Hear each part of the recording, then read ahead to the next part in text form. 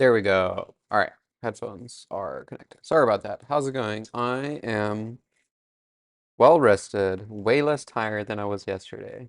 I was really having a horrible time trying to solve yesterday's, or rather day 17 yesterday. So I hope that's gonna go better today. Let me try to find some good music here. Rusty old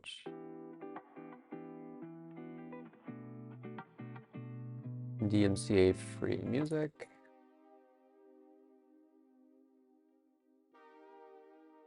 Let's see. I think my sound is very quiet.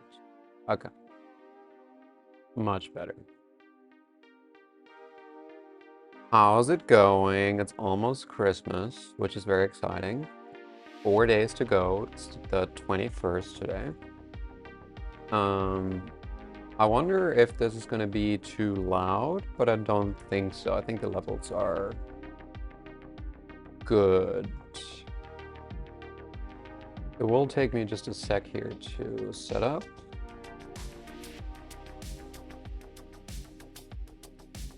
All right.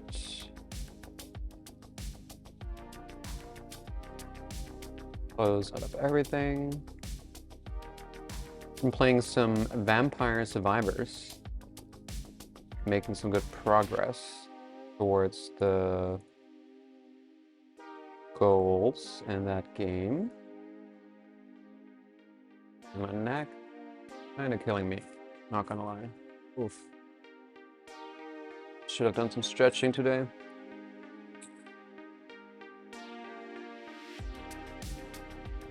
Okay. How about we just fix our posture a little bit? That's better.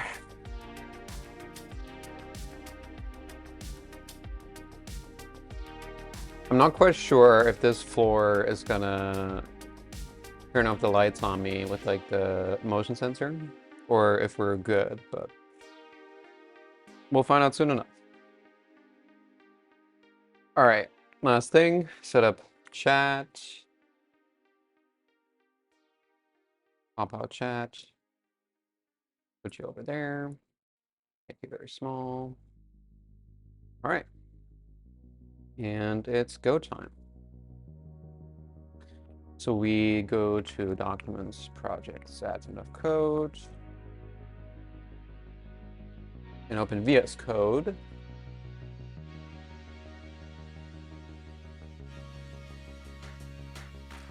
So I have been thinking about this one a lot. And I feel like for some reason, there have been some brain farts going on. I don't think we need to go higher than 8 on this one.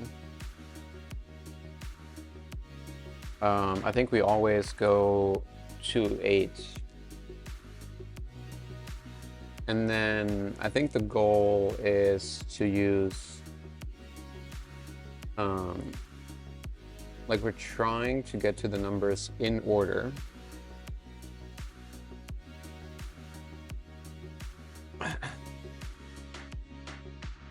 So we're trying to solve the first number, right? So we have these bits, and we start by solving these 3. And then there's 3 more bits down there.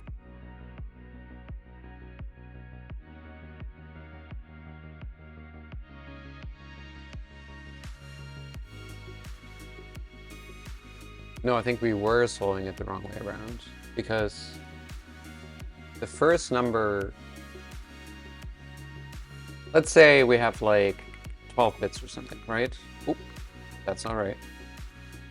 So we put in the number into our calculation right here, which spits out the result.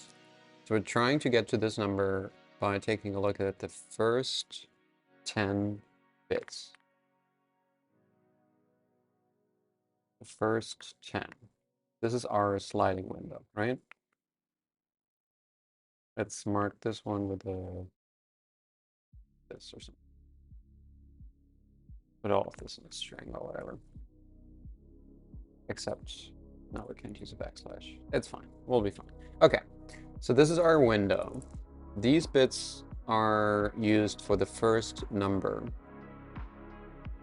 Then we cut away the bottom three. Let's just add some space up here. So then we move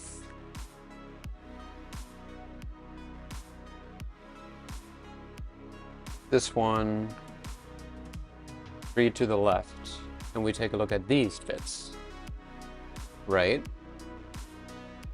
So what we really need to figure out here is what the topmost new bits that we add right here are going to look like. So I think we can do this. We can throw away the bottom 3 bits, and then in order to get to the next number, what we do, and I guess we do have to look at the let's put it at the end. False, no, first equals false. So what we want to do is set first to true.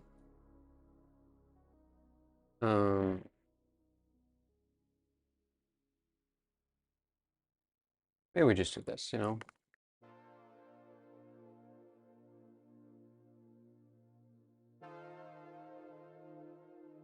And then we take a look at these 3 new bits. These 3 at the top were added. So we need to somehow take the lower 7 bits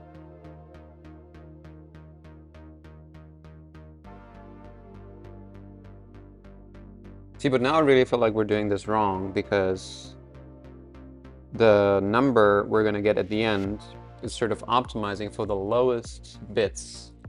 Like this for loop starts with 0, right? So we're going through the number low to high. However, if we start finding the lowest bits and then we constrain the top bits, then that's a horrible idea for finding the lowest number that constrains our goal, right? So we shouldn't do that. I think we should start with the top bits. And the top bits are used, so we just invert the whole process, right? So this is now where we do times 8. So the very last number has to be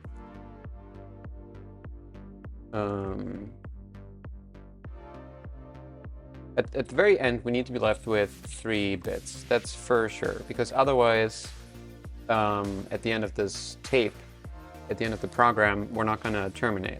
We're not going to finish. So we only have 3 bits that we're allowed to use. So here's what I think. I think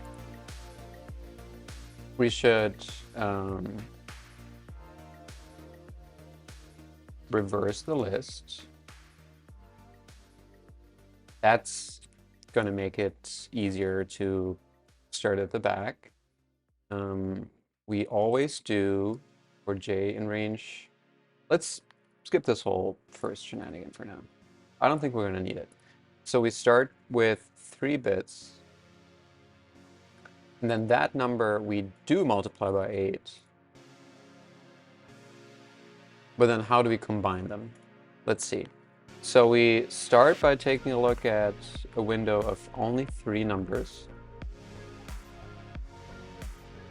And we're right here. Right? And now we need to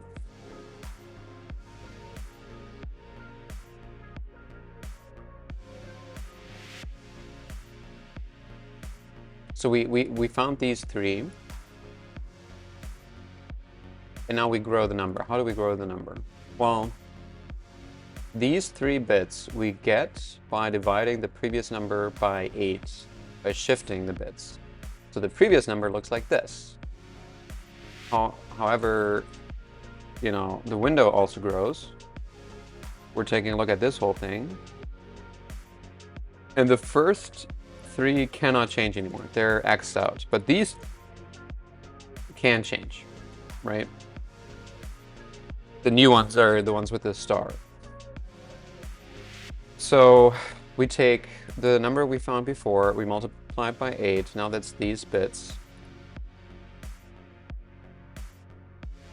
And then we indeed do a plus previous, right? And then the next time around, again, we take a look at more values. I think this is where we bit ended with 1028. I mean, not that it really matters, because this method is going to do that anyway. Just for, you know, just for the sake of it. So then what do we return? Well, if we found a candidate and we've combined these values together, then I think we just return A. So maybe we don't want to do this. We want to return A. We want to print it. 2417. What do we get if we run this now? We get 3. Okay. Very interesting.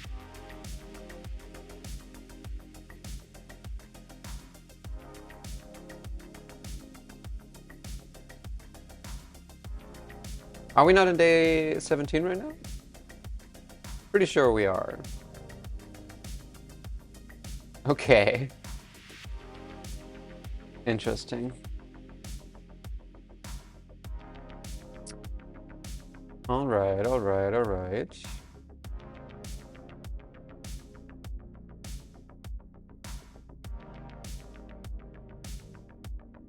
How about we return A if future minus 1, else future.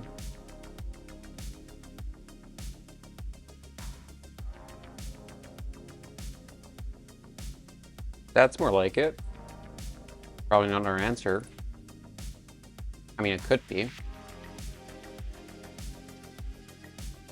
And it is. It was that easy. That took what, like 5 minutes? 13 minutes with setting up the stream. All right, well, it turns out if you take some time to really think it through,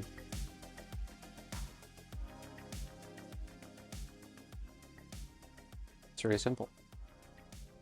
It's really simple. I think we could make this easier by just returning prev divided by 8, and I can always return future. And then we can make it even easier by saying if not none, return future.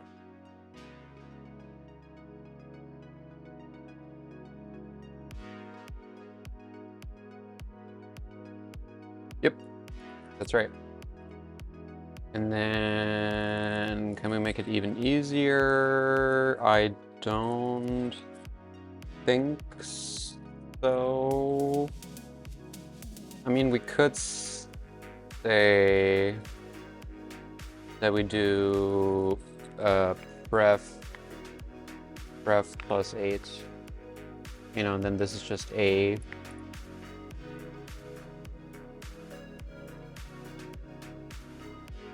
Yeah.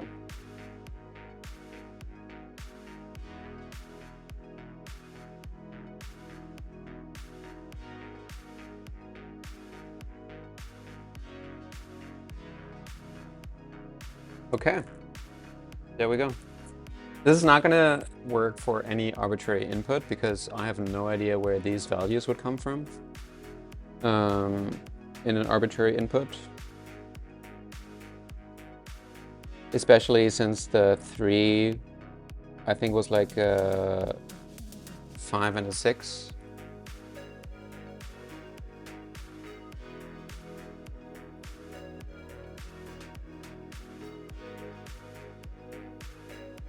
I think it might come from,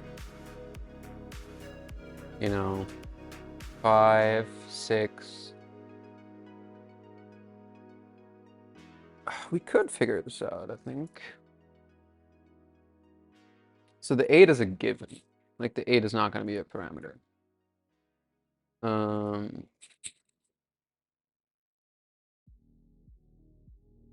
So how about we don't reverse it and we instead do minus 1.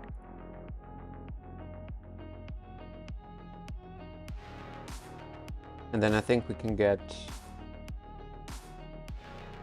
I mean, it's only really the 5 and the 6, right? Those are the only parameters.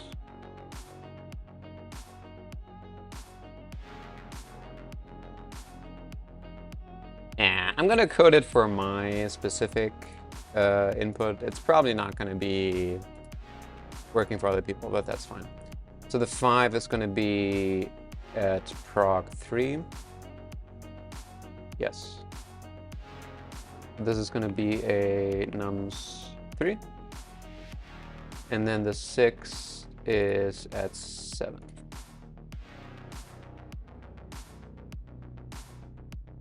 Okay. So now it's like a little more.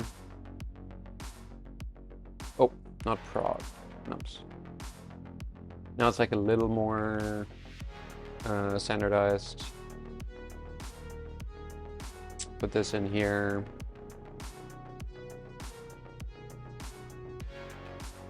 There we go. Okay. So numbers.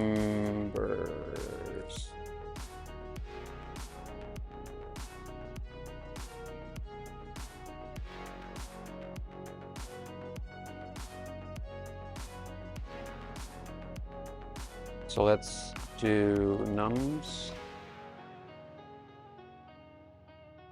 Right, you can put a value that doesn't have a default after one that does.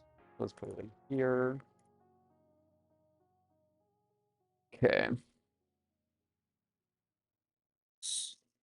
So just do find number for part 1.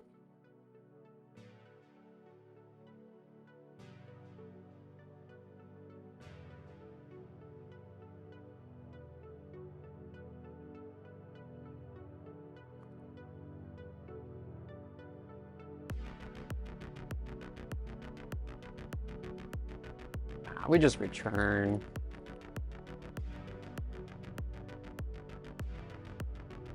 Why is it printing so much stuff? I think that happens in run. I think I added a print instead of run.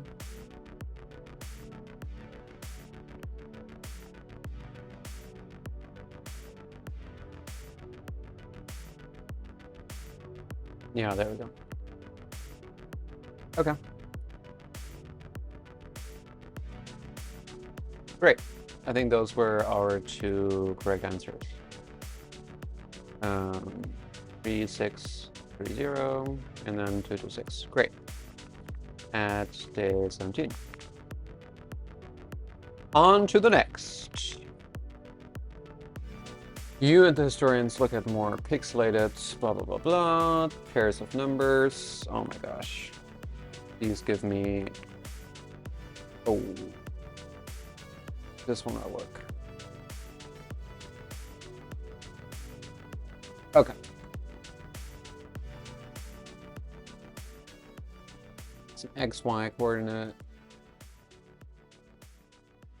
Bytes fall into your memory space. They that make the coordinate corrupted. Corrupted memory coordinates cannot be entered. In the above example, okay. You can take steps up, down, left, or right after 12 bytes in your memory space. The shortest path from the top left corner to the exit would be 2. Simulate the first kilobyte. I mean, how many bytes do we have? A lot.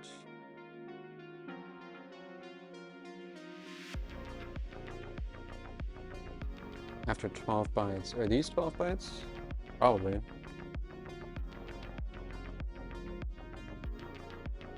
$25.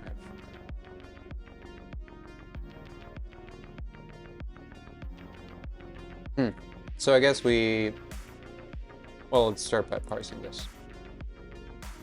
We do a split by a comma. We print T0.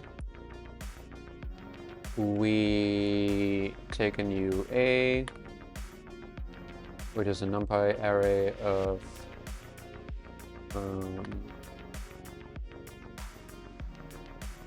don't know if it's 1,000.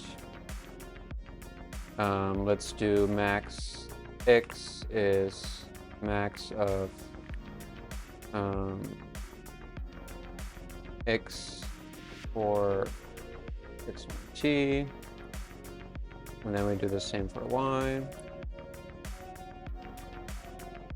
We do max x1, max y plus 1. Okay, great. And now we turn these to ones, except only till 1024. And then we do BFS.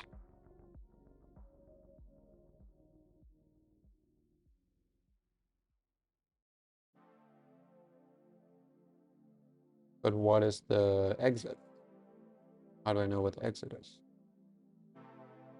You need to reach the exit at the top right corner. That's 77 in my example.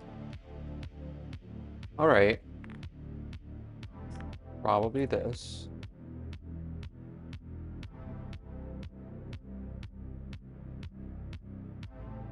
Okay.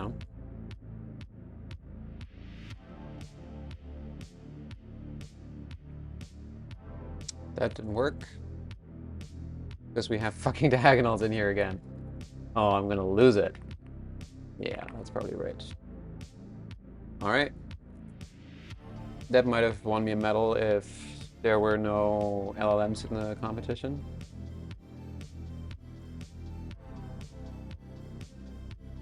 And I didn't mess up.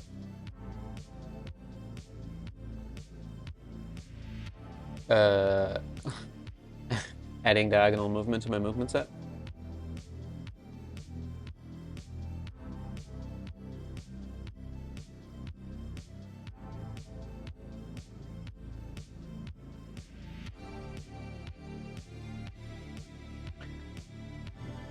We're kind of lucky that there is a 70 in here. Otherwise, my thing would have been too small.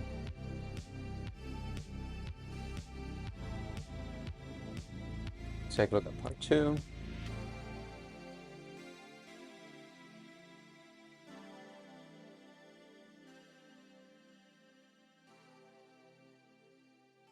Let's see.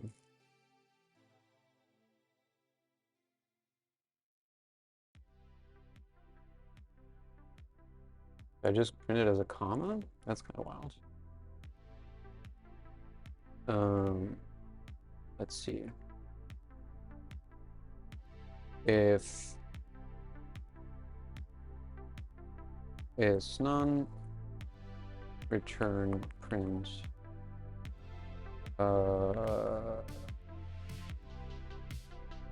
X and Y.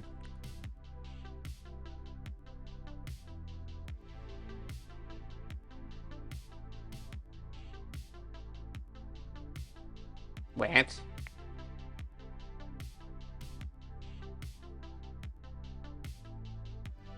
Oh, I'm an idiot.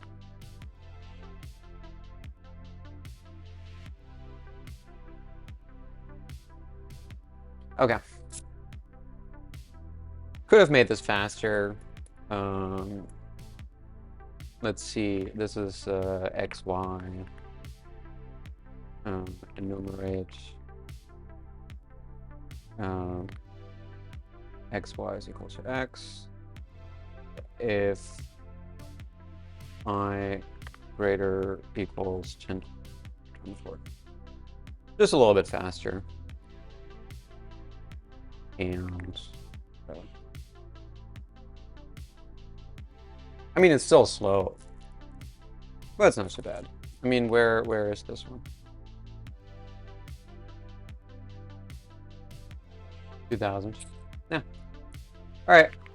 Add day 18. On to the next one. Should have closed out of all of my files here. Okay. We got colors or something. Available towel patterns. Oh my god. What? After a brief conversation, the onsen, you need to arrange the towels. Every towel is marked with a pattern of colored stripes. There are only a few patterns, but for any particular pattern, the staff can get you as many towels. Each stripe can be white, blue, black, red, or green. So pattern GGR would have a green stripe, and a red stripe.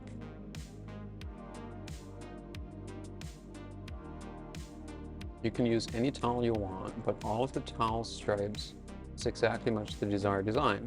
So to display the design RGR, you could use 2 RG towels and then an R. I see. I see.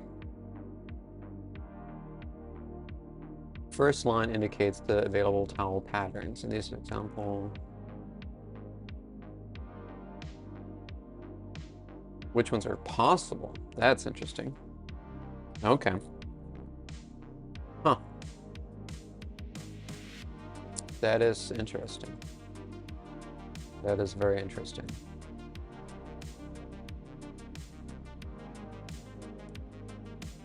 So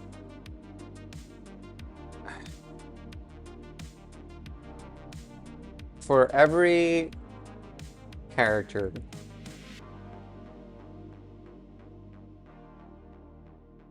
we split the world into 2 different paths. Either we keep going, trying to find a later towel that has more stripes in it, or we could branch off right now, but only if the prefix still exists in our set. So let's see.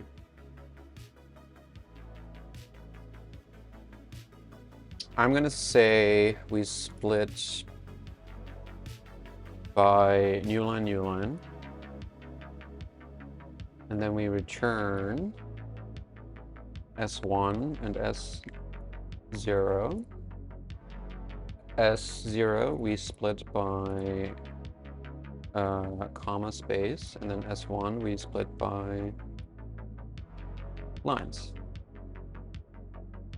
And then we print 0 and 1. So that worked, that's good. So we got patterns equals T0. Designs is T1 for line in designs. We have cursors, which is 0 and nothing. For IC in enumerate line, if I think I really need to remove this. It's throwing off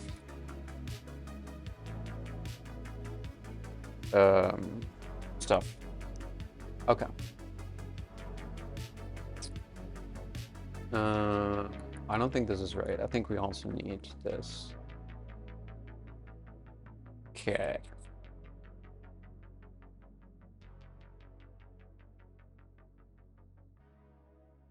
Okay. We got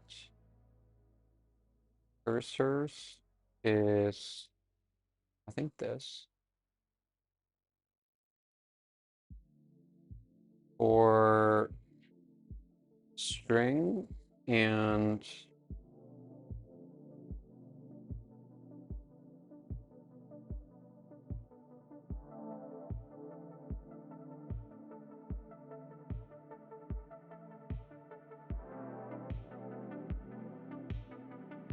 towels in cursors.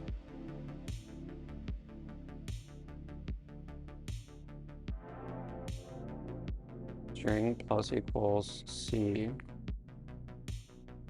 If string and patterns,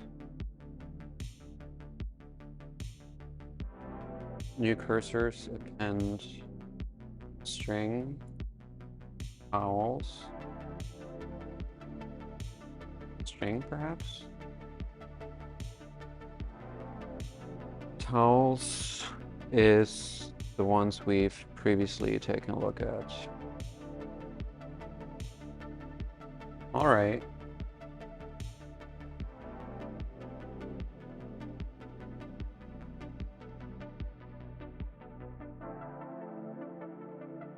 If has prefix string patterns, append string towels. I think that's right.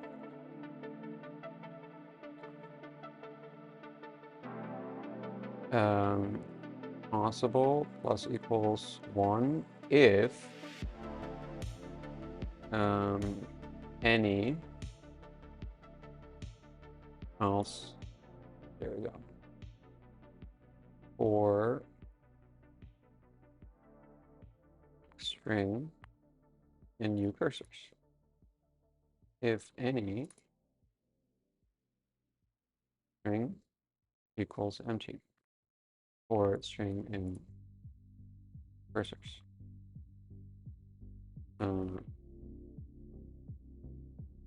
Cursors is new cursor. Okay. Now the last thing is has prefix. I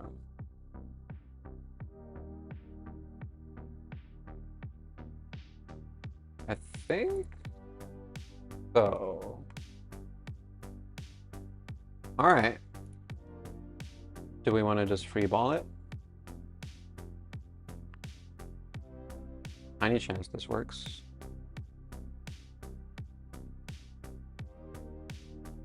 The string towels and cursors.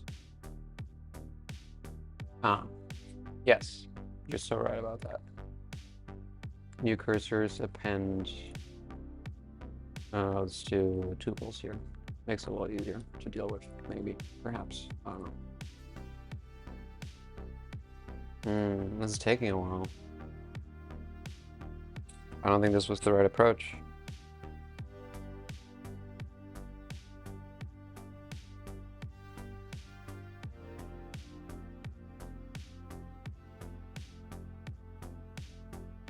Okay, I hear you.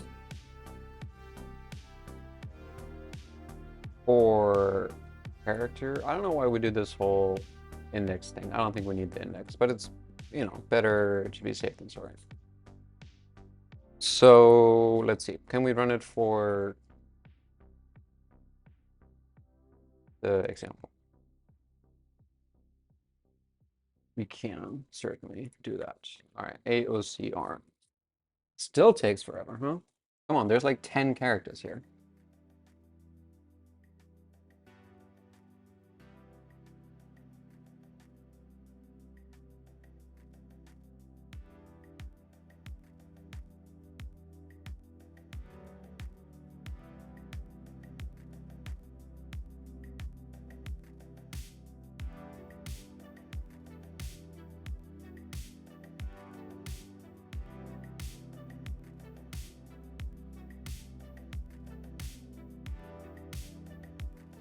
What? Dude, what are you getting hung up on? Do we do cursors to append or something?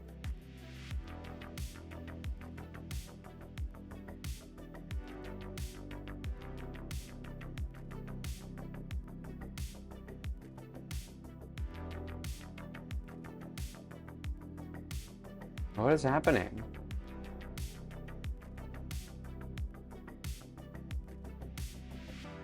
This is not it. I mean, I know this is not it, but like, what are we getting hung up on here? If string in patterns, if has prefix, string patterns.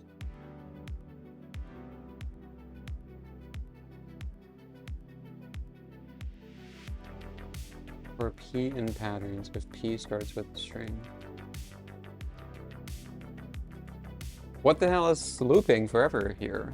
That doesn't really make any sense.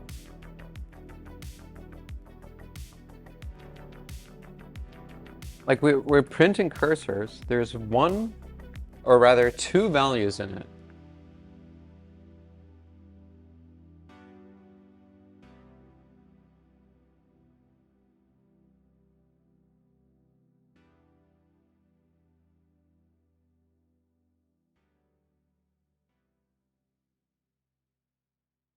What is happening? Like, honestly, like I'm just gonna print numbers because I don't have a debugger set up and I'm incredibly uncertain, you know, what line is just causing all of this to die. So let's just do caveman debugging. Caveman debugging.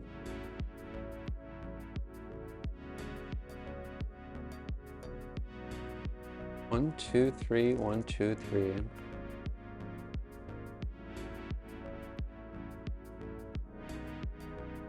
Oh, I might be an idiot. Okay. Wow. That was that was something. That was quite something. All right. So let's remove all of these prints. And you know, new cursor is not defined. All right. Now you're just getting ridiculous. Now you're just getting ridiculous. It might work. I don't think it will, but it might. And it's not. So scratch that.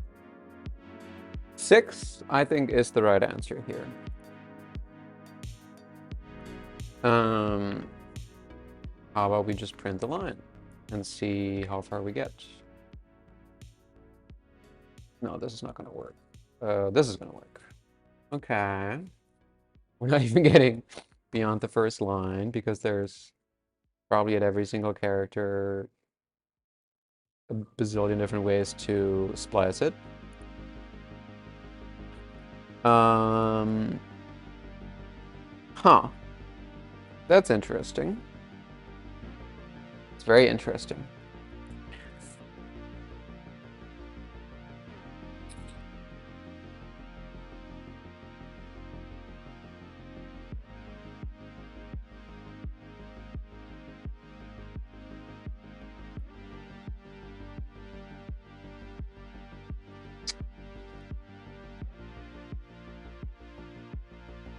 How about we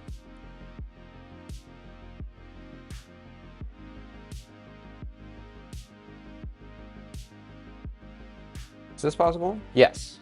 All right, great. How about we turn this into a set? So this is now a set. And this is probably a set. And this is a set. Everything is a set. Not set, this is a tuple. The rest is a set. Yeah. I think that's right. So we no longer append, but instead we add.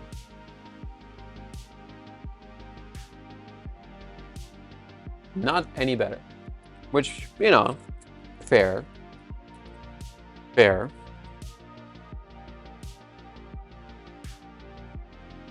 Now, here's a question for you.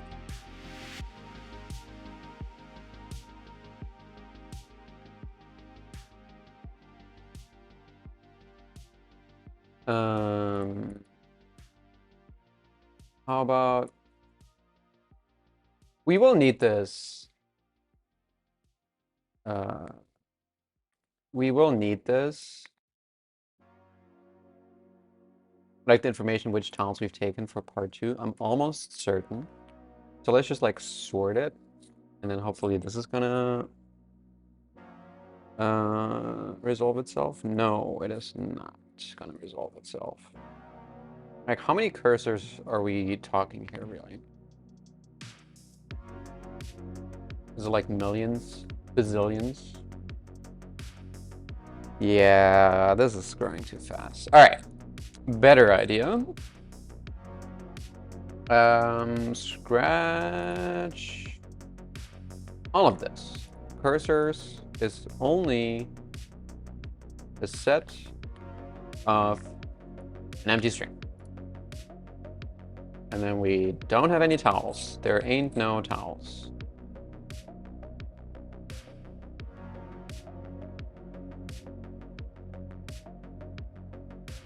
No towels. No towels. Great. This might just work. Yes, you got it. Okay. The staff doesn't like some of the towel arrangements. To avoid an endless cycle, you should give them every possible option.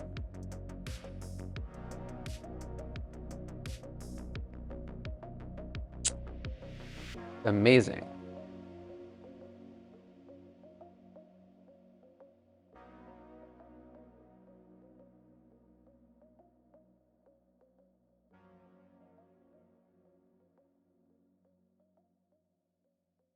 Well, you know what? This should actually be pretty easy. I think we can just do that by turning this into a count like this.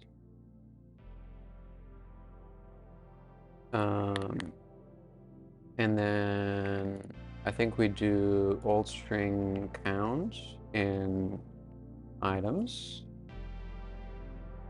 And then new cursors is a dictionary.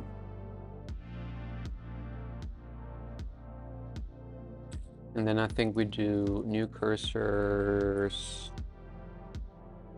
This equals this, probably. And then we do the same thing, except for string.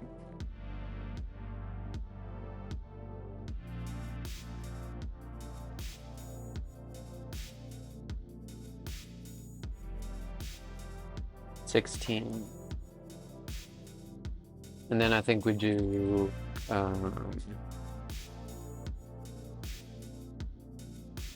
cursors get this, maybe. Yes, that was pretty quick. Okay.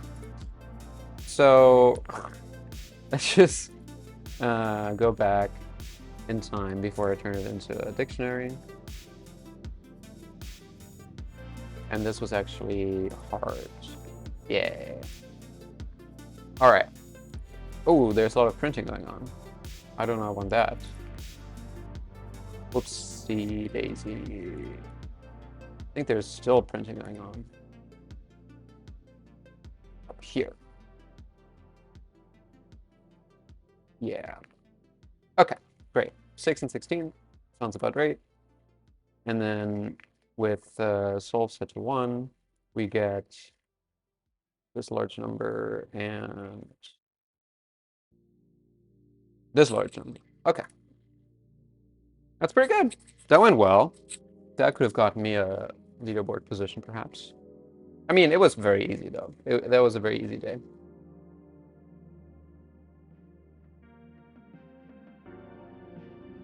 I guess we can do the math on, like,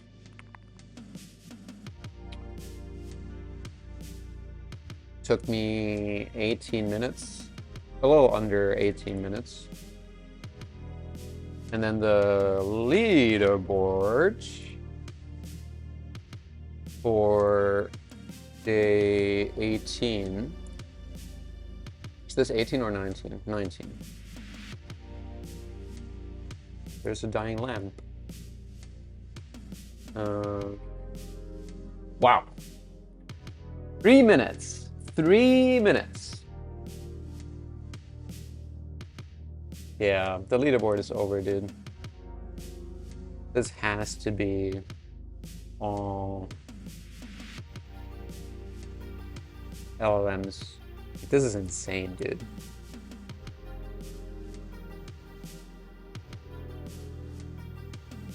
I guess I was overconfident in my own abilities.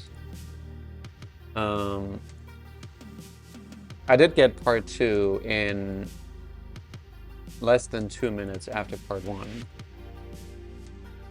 So I guess it is feasible that people, like, you know, if we take this difference, that kind of adds up. Anyway, I'm rambling. Very quick break, 1 minute, maybe 2, and I'll be right back. I'll be right back.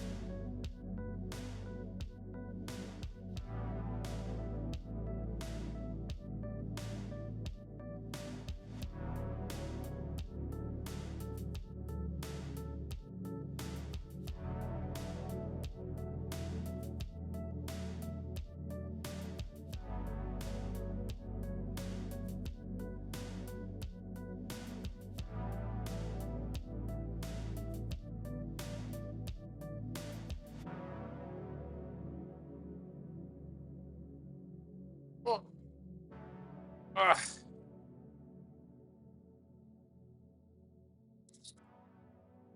That went really well. Very happy with how that went. Did my music stop, or is it just between songs right now? I would hate to have left you in silence for all this time. Okay, there we go.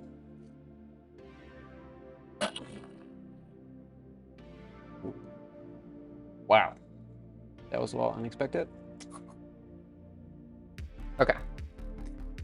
That was a little unexpected. My hair getting too long. No question about that. No question about that.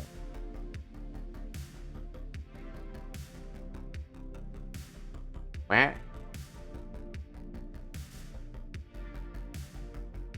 My Walgreens purchase. Huh. Huh. I see. All right. Let's see where we are at. 2 days left. We did 17, 18, 19, so now we're doing 20 and 21. Oh, and my phone is shaking. I think...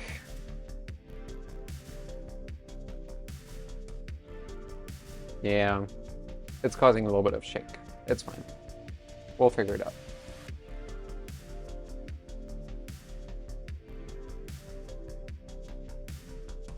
Okay. And let's go. It's another maze.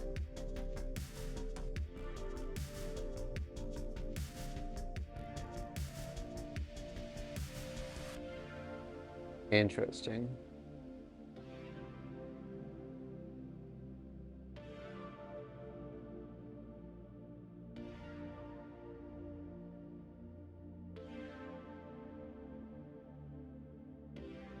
Damn, what the heck?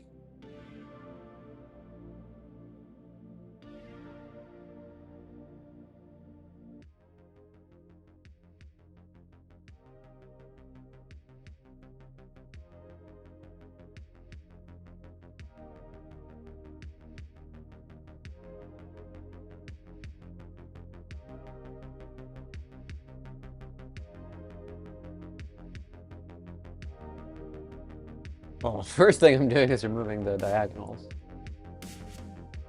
That's for sure.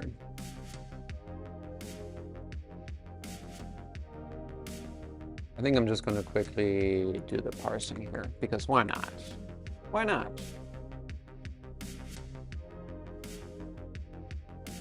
So we got, I think, 4 different things. We got start and an end. Is that right?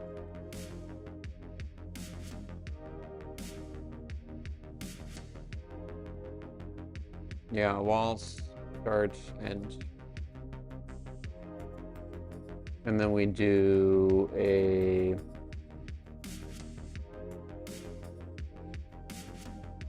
NP array.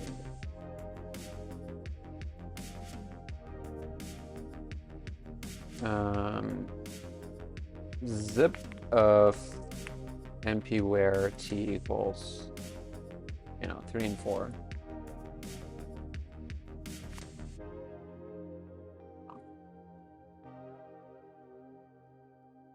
So start is this, and then end is this.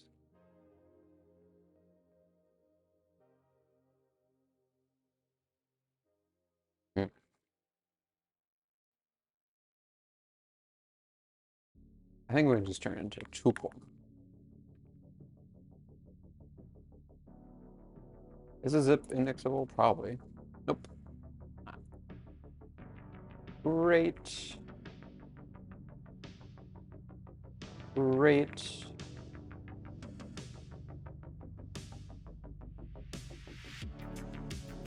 Okay.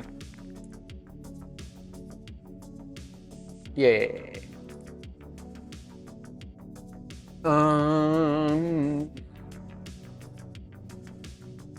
When a program runs through the racetrack, it starts at the start position, then it is allowed to move in all of these directions.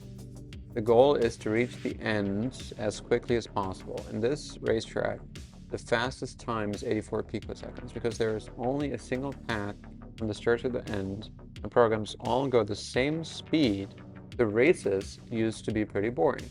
To make things more interesting, they introduced a new rule to races. Programs are allowed to cheat. The rules for cheating are very strict. Exactly one time, a program may disable collision for up to 2 picoseconds. This allows the program to pass through walls as if they were regular track. 2 picoseconds. So you can go here, you can cut through here. All right. So for every wall, which is a lot of walls, we have to do another track to see. Okay. Okay, very interesting, very interesting.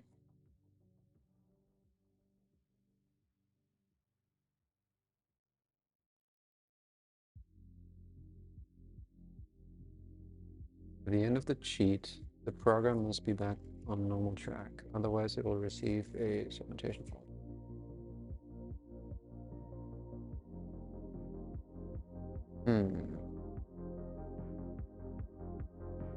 So the program can complete the course in 72 picoseconds, but cheating for the 2 moves marked 1 and 2. What? 1, 2. So you can only skip through 1 wall then. Is that right?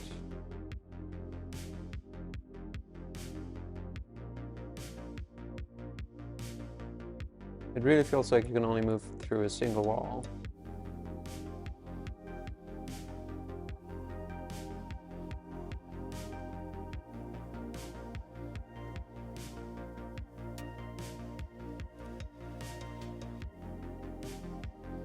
So, yeah, this one just ends right on E for the second. Okay. All right. How many cheats save at least 100 picoseconds? Well, I would say let's eliminate every single wall and run BFS through all of them.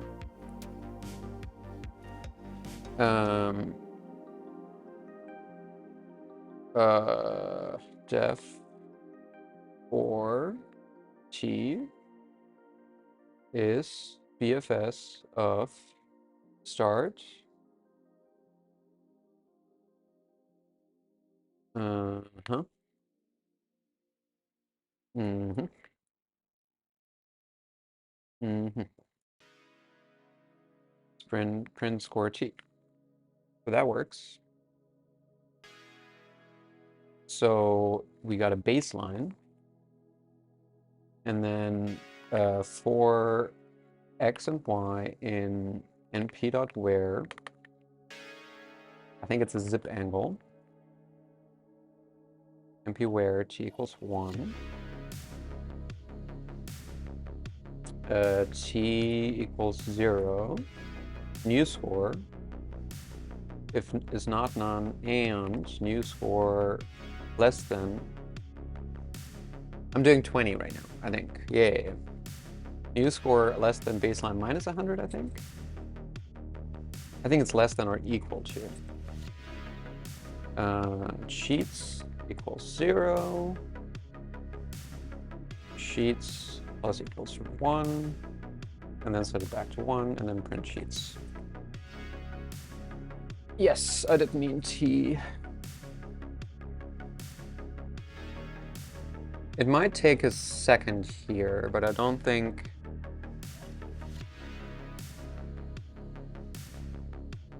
Like... This is gonna run in the right order of magnitude, I think. Like, how many walls are there?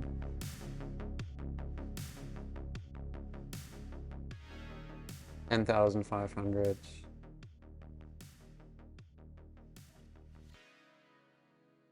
Well,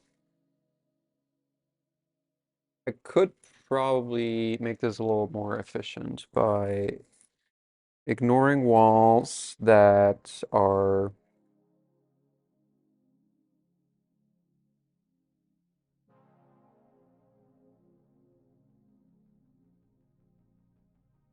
on the outside, perhaps? Let's see. X0 or Y0 or continue.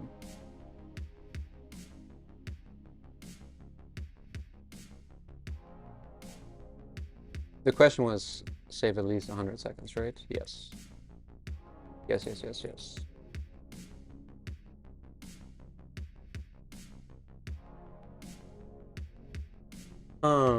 So this is not it, apparently.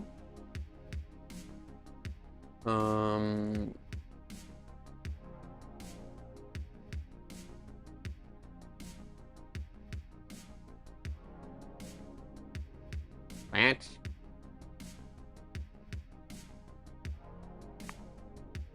I think that's a previous iteration of my program. Maybe, I don't know. So let's see how long it takes for the example input. That might be a good idea.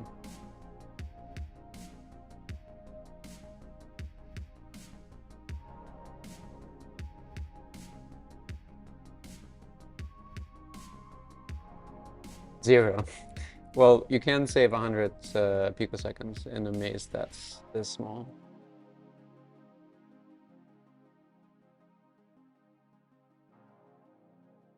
There's one sheet that saves 64. So if we put in 64, we should get exactly 1, perhaps? Yeah, okay. All right, all right.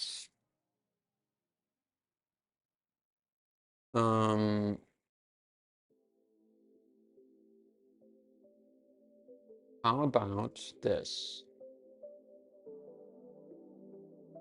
We could save quite a lot of time by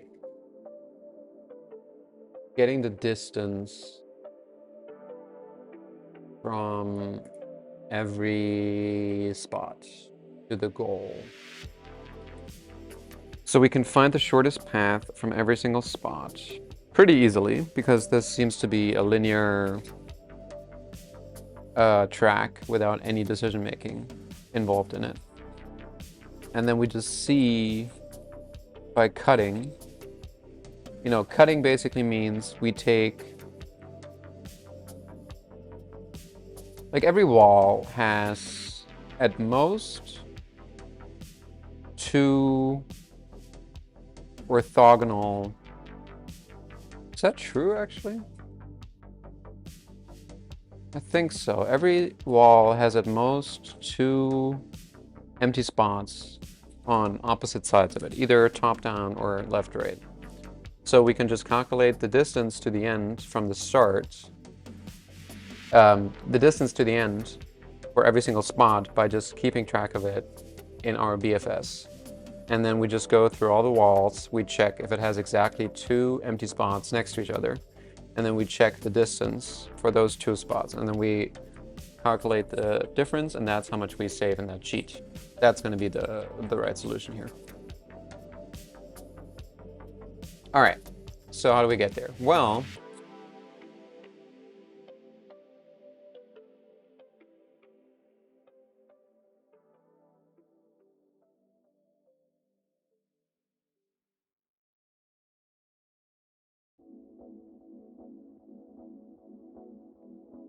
now we do distances equals empty dict. Distances of position equals to cost. How about we do this? And then we'd print the len of distances, just to check if we got every single empty spot, but I think we did. And then the len of zip of star np where t equals, not equals 1. Zip has no len. Dude, zip fucking sucks. Why is zip not just casting stuff into a friggin' list? Okay, so we're missing 1. Exactly 1.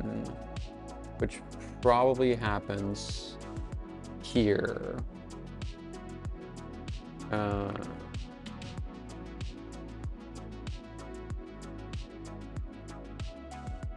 Right? Yeah, there we go. All right, so now we found the distance to the goal for every single empty spot. And now we will take every wall for x and y in zip of np where t equals 1. If x equals 0 or y equals 0 or this, then we continue. If x minus 1, x plus 1, no, wait, x minus 1 y in distances and this in distances.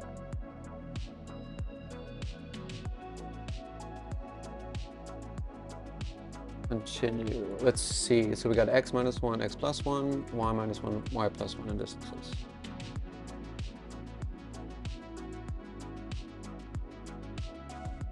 Sheet is the apps of distances minus this, right? Sheets equals 0 if cheat greater equal 100, cheats plus equals 1. Ain't that right? I think that's right. And then we just put these 2 on here, and I think we're golden. And then we print the cheats. Huh, that ain't right. That ain't right. What did we get to? That feels reasonable, doesn't it? Feels very reasonable.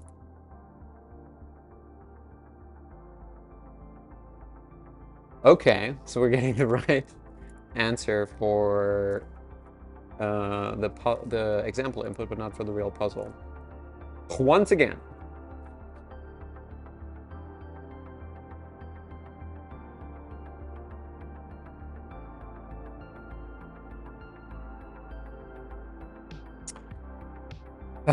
Okay, so how about we, for testing purposes, print the cheat, and then we see what we get for the example input. So let's just sort these numbers, I guess.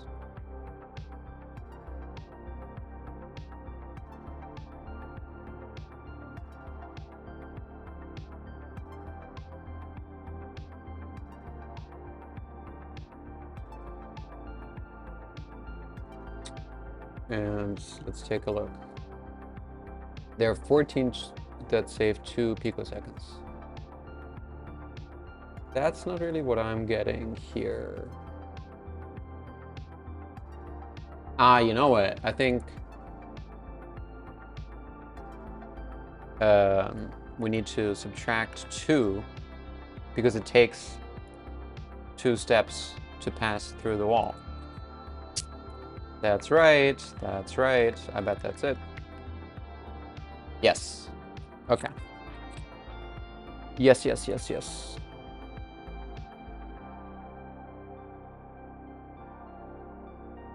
The program seemed perplexed by a list of cheats. Apparently, the 2 picosecond cheat rule was deprecated several milliseconds ago.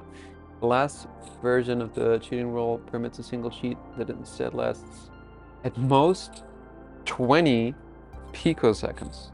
Dude, you're insane. What the fuck?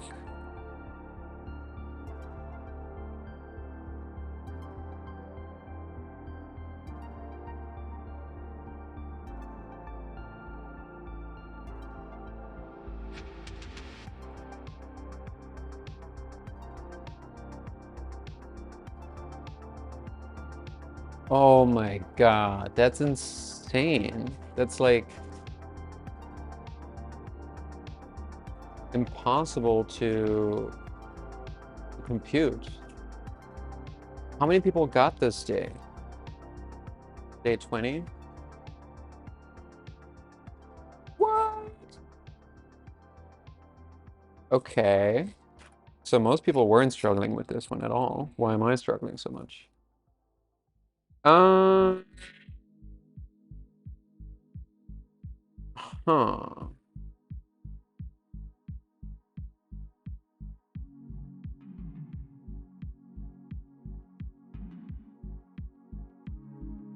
I mean, the answer must be like in the millions, in the billions, in the bazillions.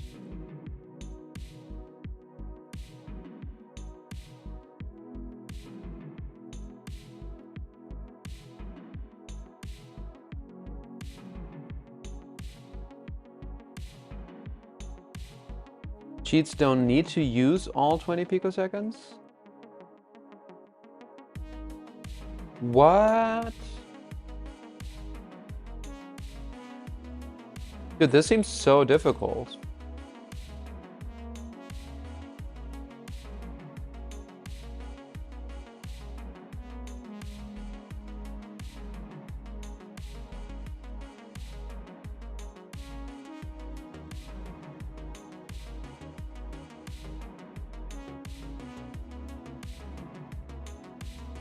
So now for every single spot, we need to find out how many options we have.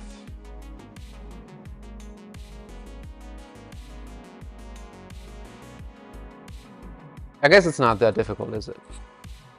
Like we have to take a look at a 20 by 20 square.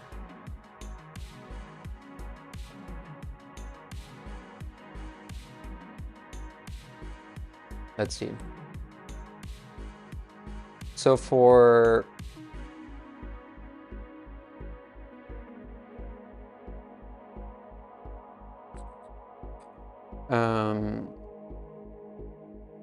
x, y in distances dot keys? Print XY. Okay. So for X underscore Y underscore, if abs less than equal to 20, and then we run this code from above.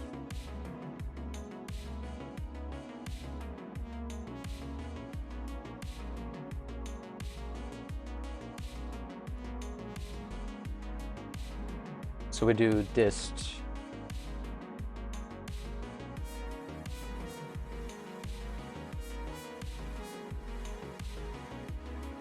if dist less equal 20,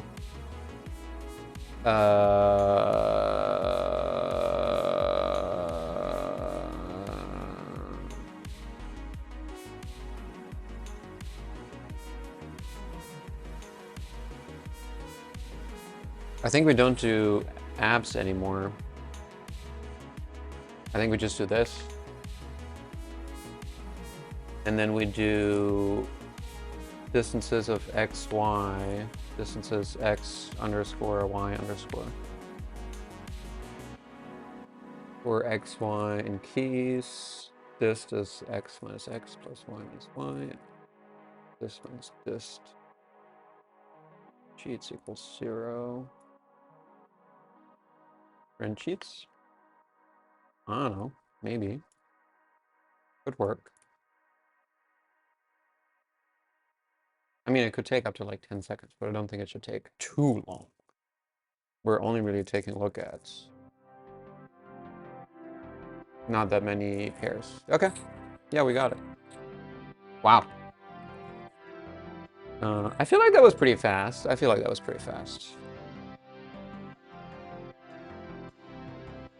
We did part 1 in 18 minutes.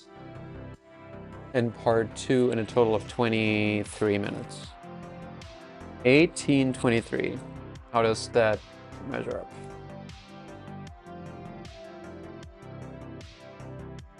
Yeah. 8 minutes short of the leaderboard.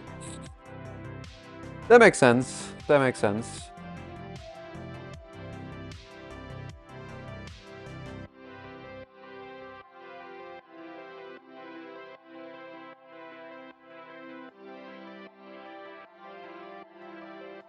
It does make me wonder why this is so slow.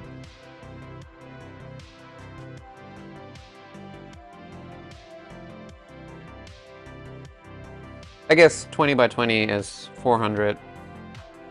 And we have what, like... Ah, who cares? It worked. I'm fine with the performance.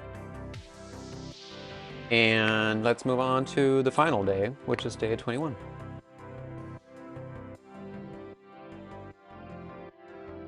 Okay. Uh-huh. What?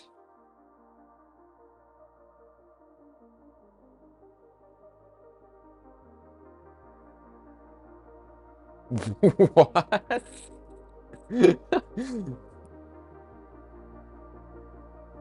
Okay, I'll have to read this whole thing.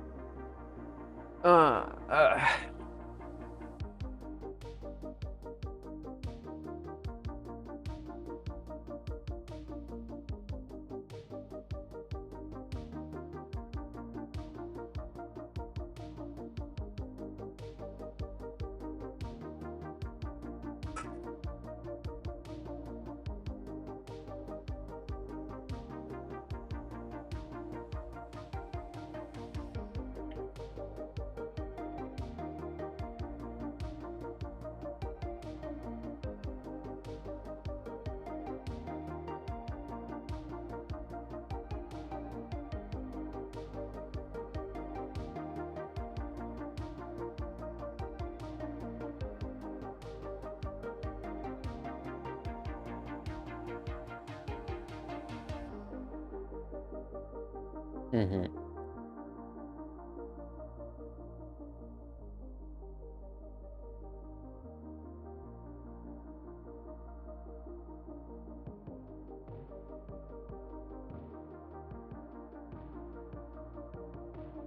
O29A is left, press, up, right, press, down, down, down, press.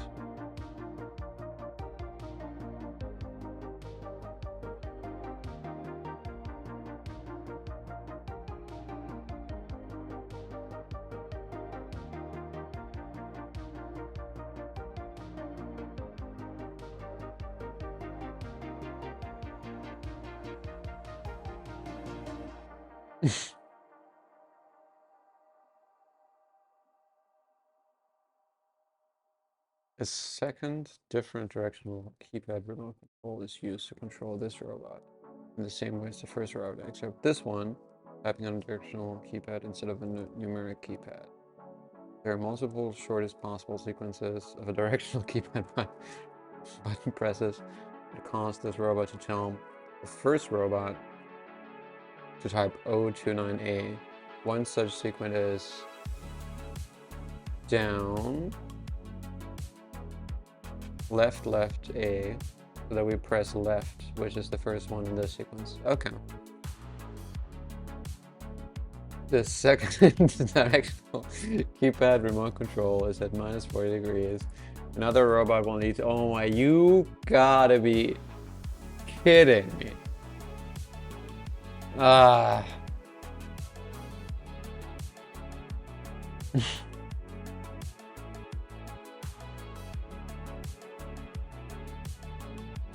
Right. Right.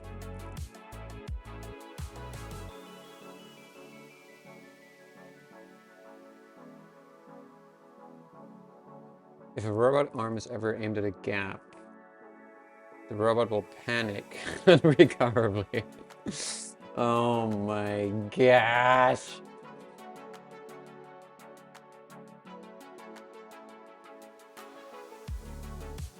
So now the problem is, while going from 2 to 9, we could do up, up, right, or right, up, up. And it matters a lot which one we go for, because up, up, right is like the we always have to do the distance between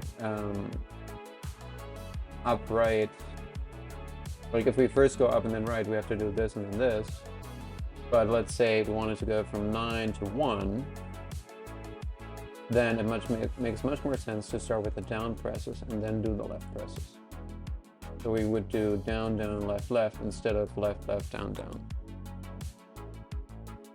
So we prioritize in the order up, right, down, left. Okay, that's not too bad.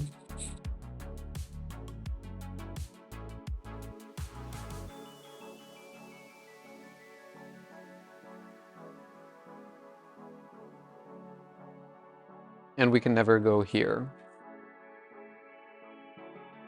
Which means, I mean, it's not a problem, is it? Because after we activate something, say we wanted to go, oh, I mean, it matters for this one, I guess, right? Because so we have to prioritize going up. Like, let's say we go from there. From here, we would just prioritize right over down. And from here, we would prioritize up over left. But that's already baked in, so that's not a problem.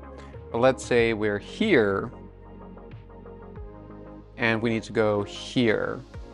Then we need to prioritize down over left, which is already baked in. And here, we need to prioritize right over up. So that one is important. So we do right up, down left. Right up, down, left. Yeah, okay. So let's keep that in mind. So the order is always right, down, up, left, right? Right, down. No. What am I saying? Right, up, down, left. Right? Right, up, down, left. Let's see. Right, up, down, left. Right, up, down, left. Right, up, down, left. Right, up. Yeah, okay. Great.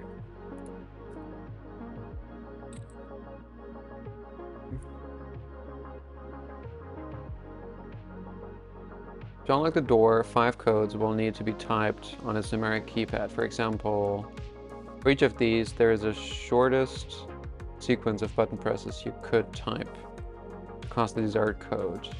The students are getting nervous.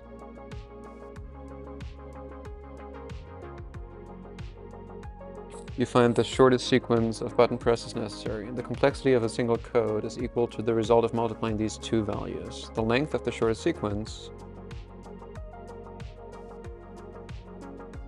Okay.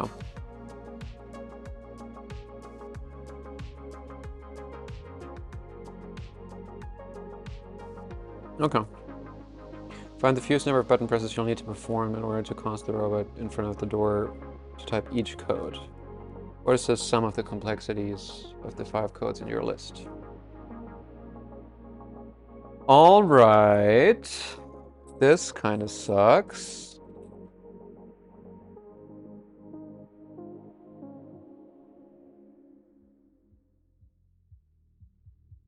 So we need to determine a sequence.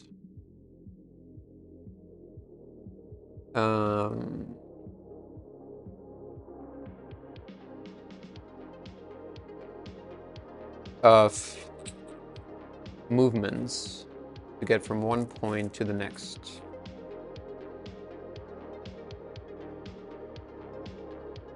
So I would say we take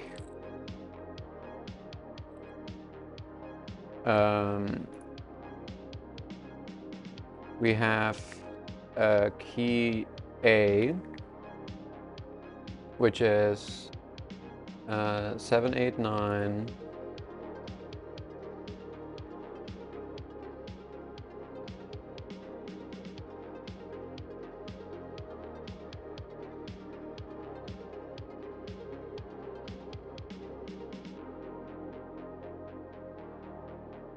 Seven, 8, 9,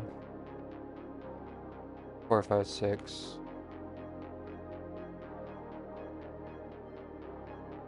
Zero A.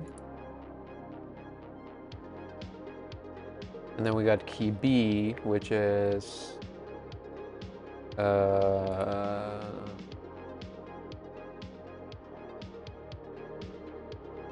dot up. Let's just copy this. I don't want to make any mistakes. Okay. We can do this. We can do this. So it starts with a dot.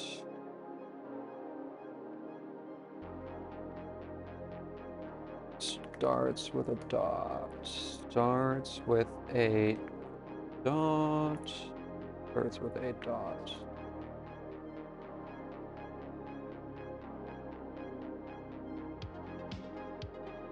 All right, that looks about right. So it's nothing up, a, right, left, down, right. Yeah, okay. You got it. You got it. So we're doing movement from position to new position on keypad. Returns.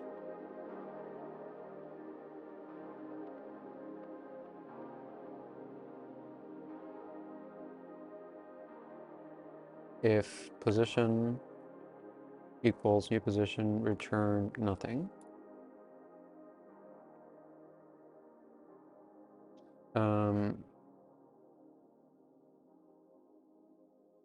We got x and y is equal to get index of keep A if keypad is A, else key B.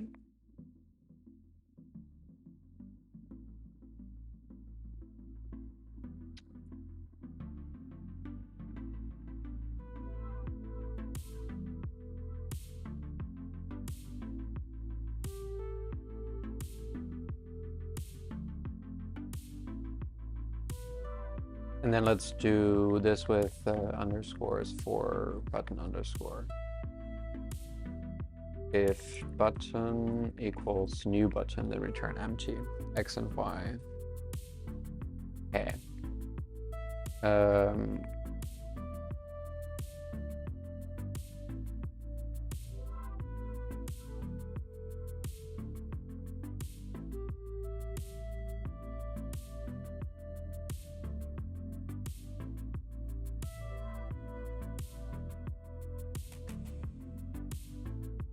X is 0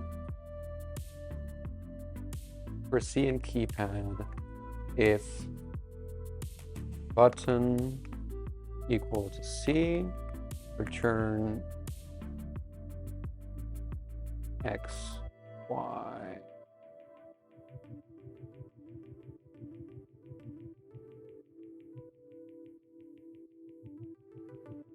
If character is new line, then yes, else yes. All right, let's see if this works. Let's just print get index of key A 5. Yes. In fact, I would tend to just do this, I guess. 1, 1. That seems very convenient.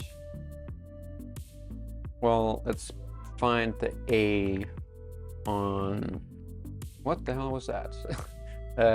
Both A and B keyboards. All right, the first one, it is 3, 2, 0, 1, 2, 3, 0, 1, 2, that's right. And then the other one, it's 0, 2. You got it, okay.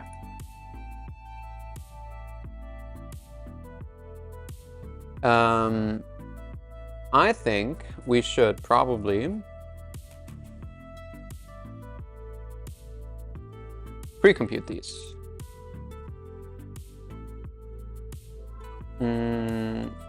Let's do IDX TA,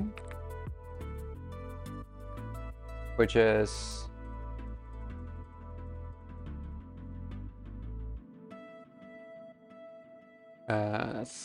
C get IDX of C for C in key A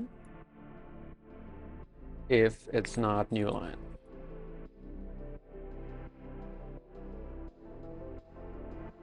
I could see myself working with that. Great. And then we do the same thing for EB.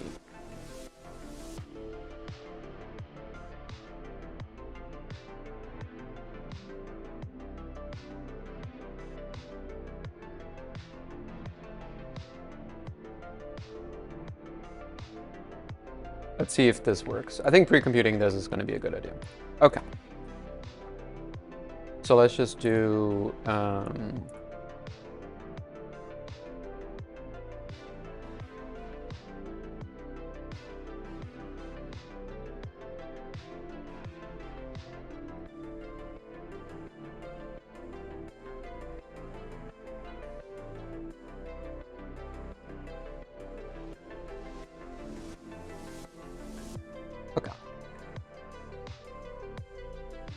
And then we do the same for button underscore. Nope. Button underscore. There we go. All right.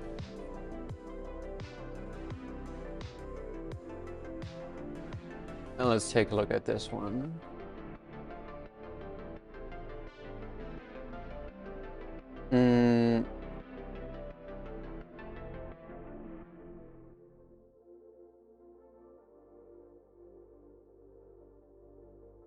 Let's see. I mean, yeah. If x is less than x underscore, we need to go down. I think you're right about that. R plus equals down times. You know what? I think we can do this easier. Down is equal to, yeah. If down greater than 0 times down. There we go. Much less confusing. So then we do up,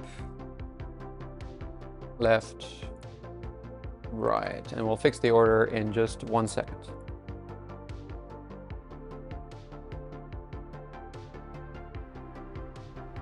So this is just reversed.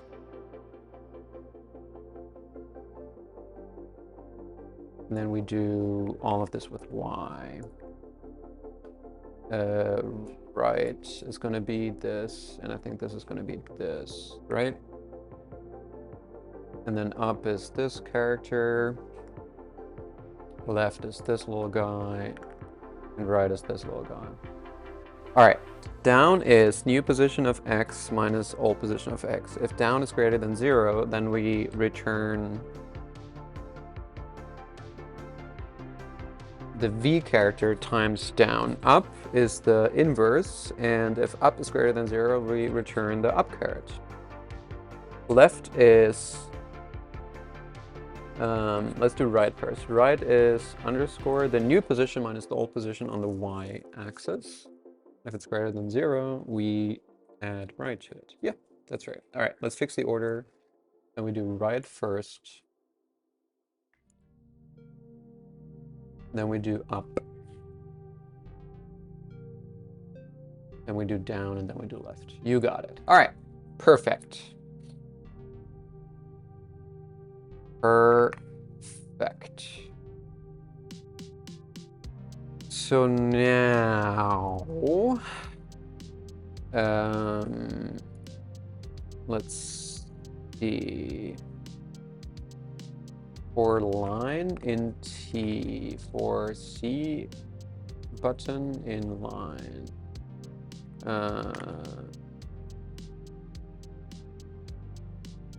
Let's see. Get sequence for keypad and line. Nah, screw that. Sequence is empty string. Old button is always A. For button in line, sequence plus equals movement of old button, button, keypad. And then keypad is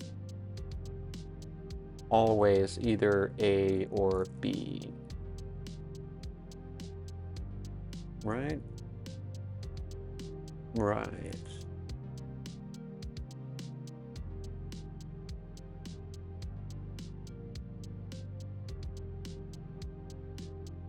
For button in line, sequence plus equals old button equals button. Yeah, why not? Okay. Jesus, this setup is very unstable and very shaky, but that's fine. We'll deal with it. We're almost done with this.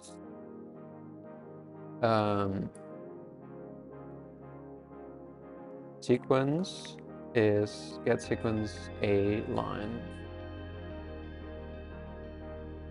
And then sequence is get sequence the sequence, and I think we do that twice. Print len of sequence.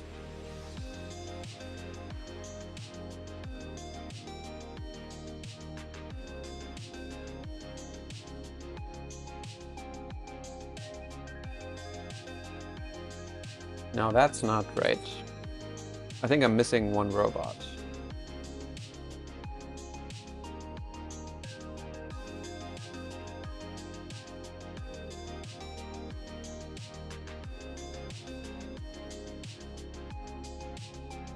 Do we do one more? It makes it barely any longer. That can't be right.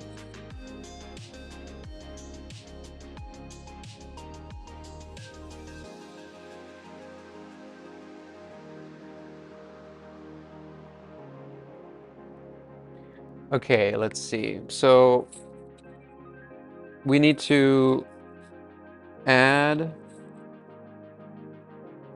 an A.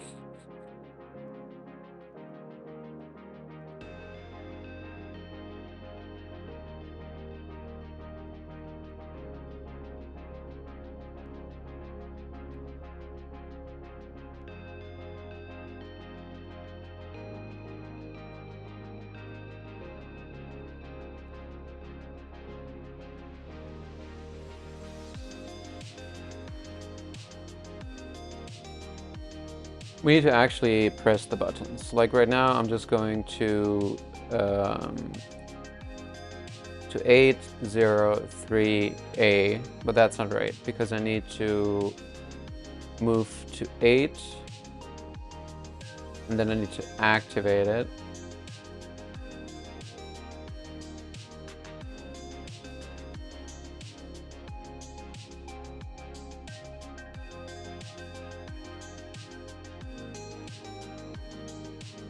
So starting at A, we need to, let's say we want to press the number 0. We start at A. We move to 0.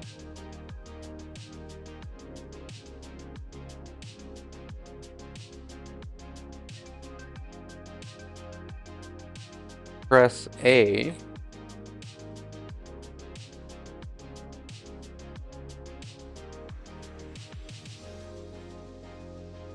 And move to A, press A.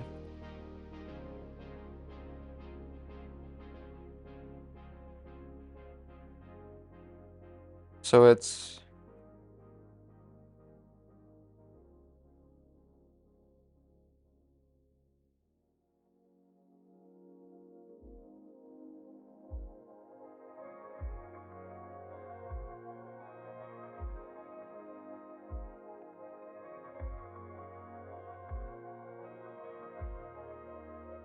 just A? I don't know, man.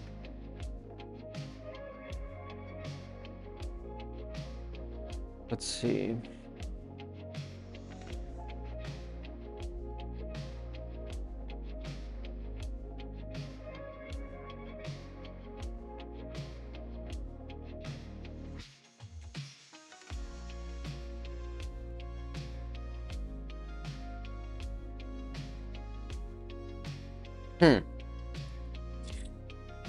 This is a tricky one, huh? So let's start by... Oh, I never put in the example. Okay. There's a chance. 68. That's right. Okay. So how about we do this, and then we do s plus equals this times empty string dot join line replace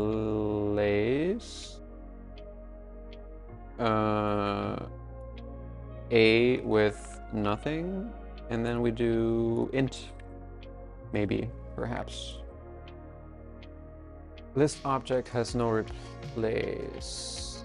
Join. I see.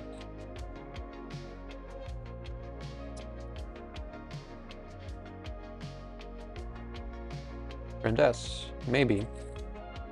Too high. Okay. That's not it. That's not it. Okay. So we print these two values and see what we're doing wrong.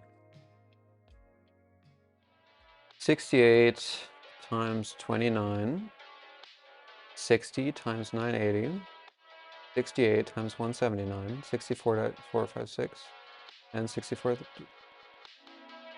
Find the fewest number of button presses you'll need to perform in order to cause the robot in front of the door to type each code, whether it's the sum of complexities. Adding these two together produces.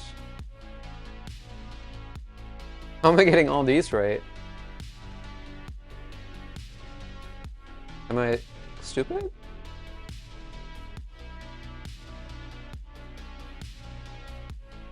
What?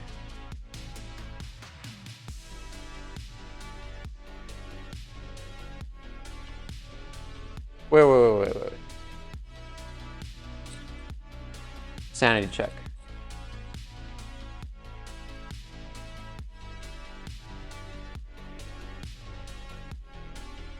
Give me plus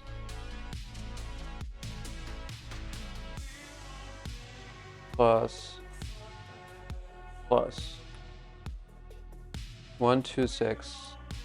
How the hell am I getting a different number? I feel like I'm doing the exact same math. I'm going crazy.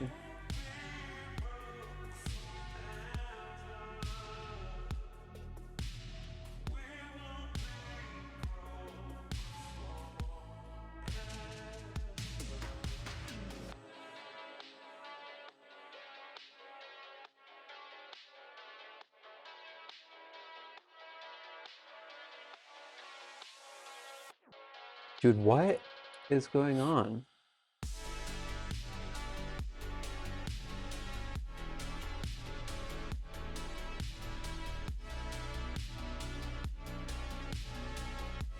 Oh, this one is wrong. Okay. We got 64, 68. Okay. I see.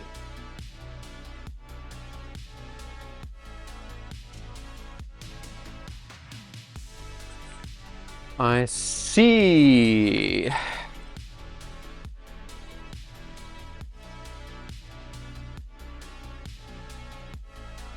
Off by 4. That's very surprising.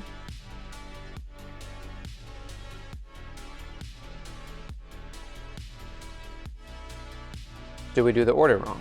Right, up, down, left.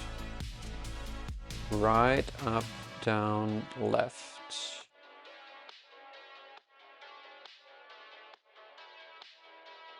Right, up, down, left. No, I think that's right. I think we did get the order right. Fun. Super fun. Okay. So how do we get this one wrong? How do we get it wrong?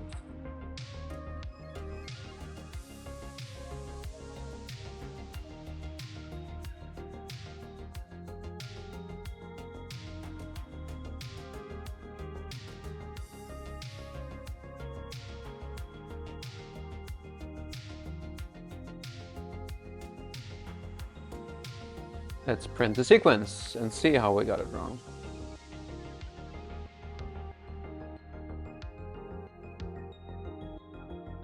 It's doing left first.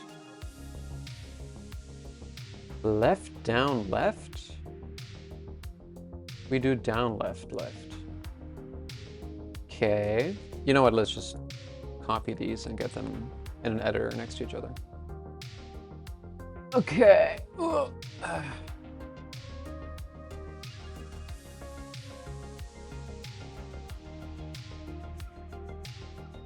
so let's put in...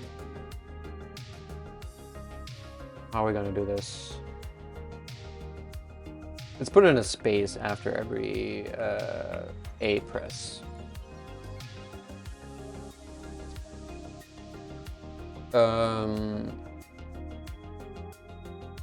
So I have an extra left here and an extra right here. That is very interesting.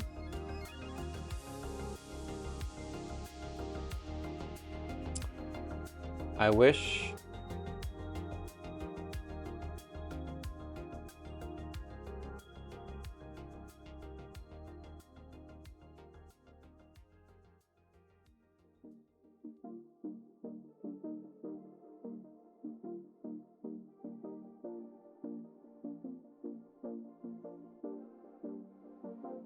I knew what's causing that. Okay.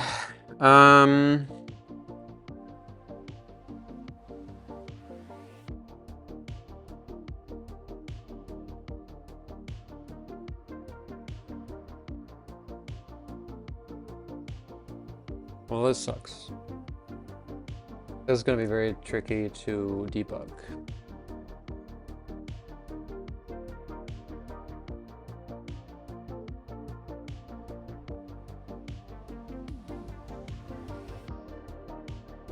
So we got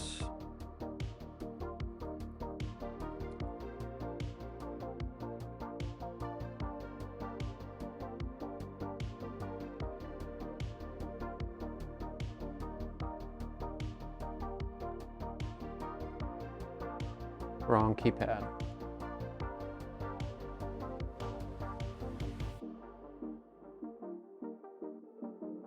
We got left, down, left, A. We're printing left. Then we got right, right, up, A. So we got A. Then we got down, A. We're printing right.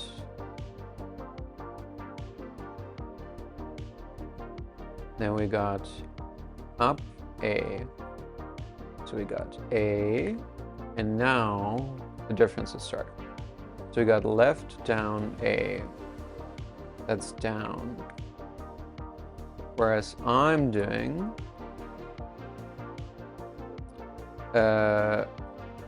down, left, left, A, which is left.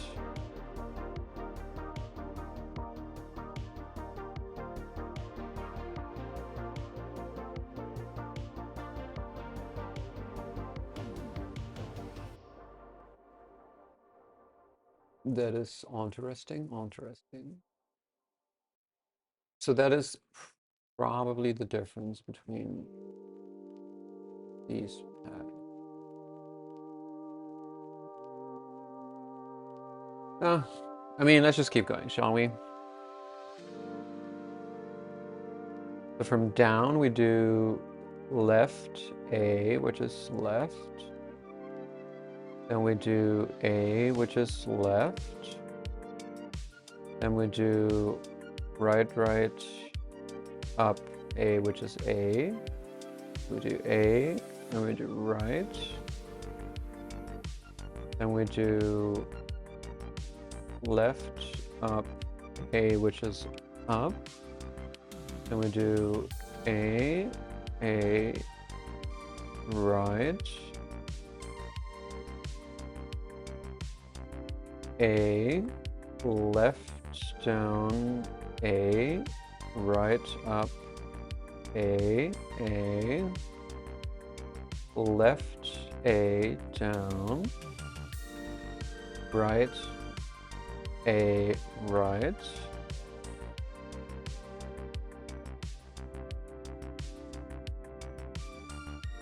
left, down. Now here we have a problem. This can't be right. This can't be right. All right. Let's start here again. So from A, we do down A, which is right. Then from here, we do up A, which is A. And then we do left, down A, which is down. And then we do right, up A, which is A. Then we do A, which is A. Then we do, up. And then we do right A, which is A.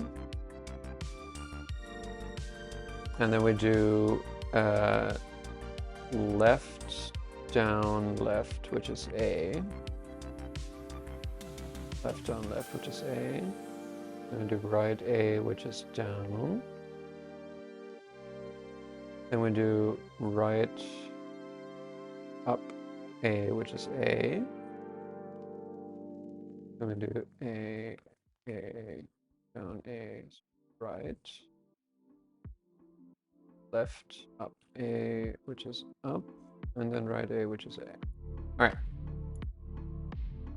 I instead do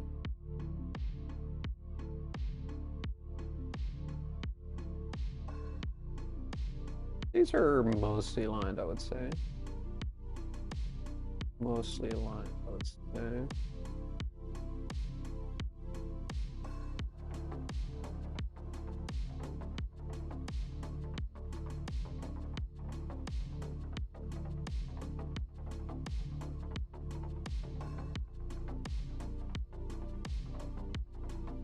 Okay. I think this was theirs. And then this is mine. Okay, so from left we do right, up A, which is A, down left A, which is V, left A, which is left, right up A, which is A, down A, which is right, A, which is right, up left A, which is up, right A, which is A, down left A, which is V, right,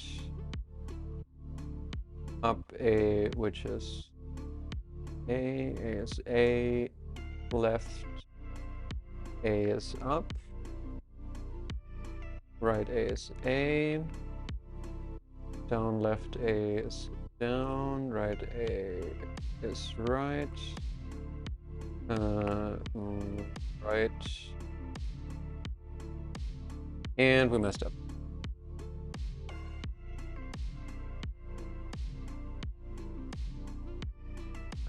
Right up A is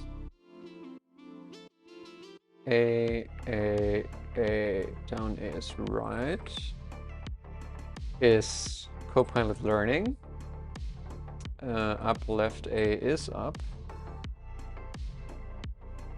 and this is A. Okay, so where is the difference?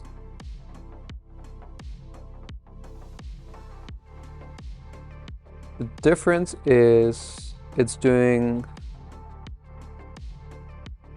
Dude, do I have to roll this whole thing again? I need to write the reverse code that like prints the keypad to debug this properly. I've been doing this for way too long. I don't know why I didn't think about writing this code. I should have written this as code.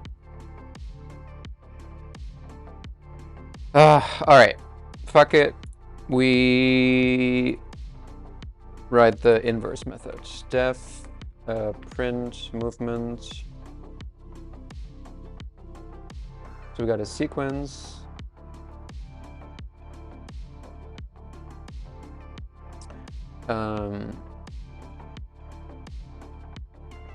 So we shall add an inverse index for A and B.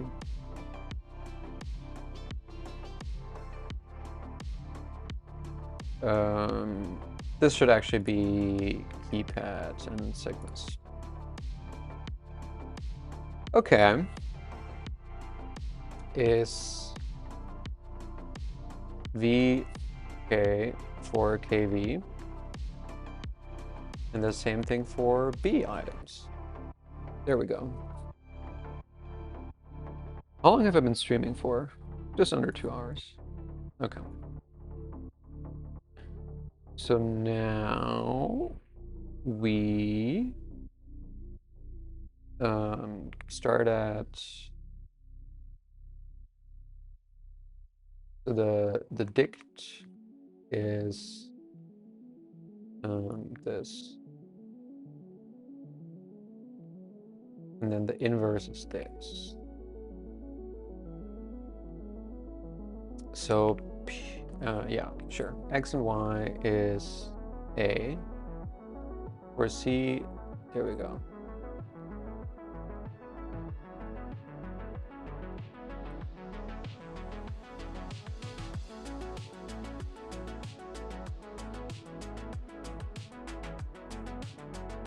Plus equals the dict of XY maybe?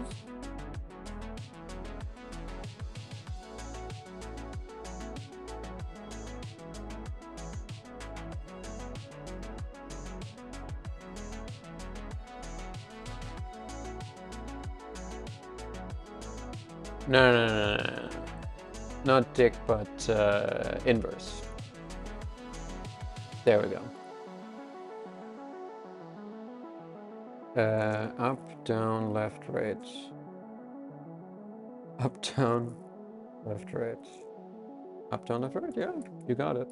You're not wrong. Continue. There we go. Print S, maybe? I don't know. I mean, let's give it a try, shall we? Print move.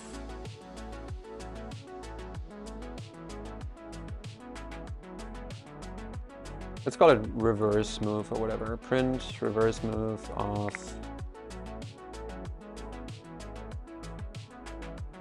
this thing.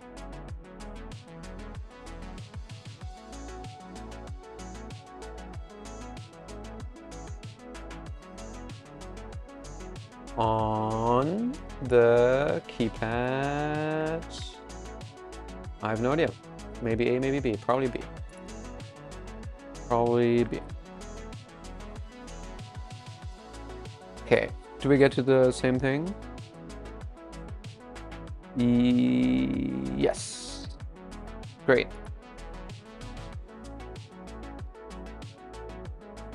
So we're doing this 3 times. So there 3 is this.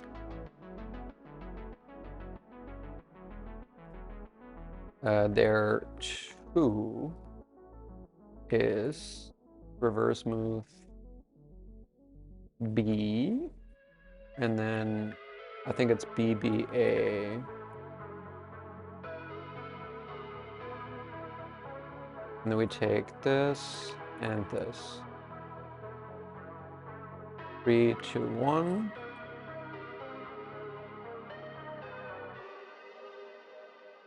Okay, that sounds about right.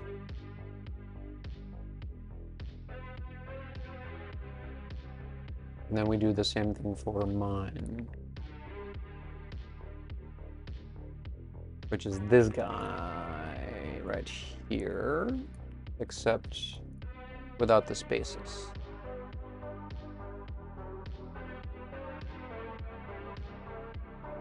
Okay. And then we print there 3, mine 3, print. And then we do this for 2, 1, 0. All right. This should allow us to debug what the hell is going on here. So of course we have the same sequence here. Then the difference is that I do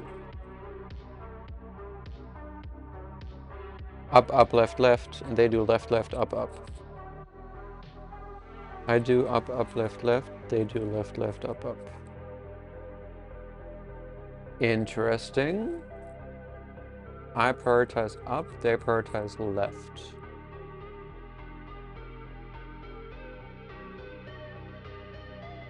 That seems stupid, no?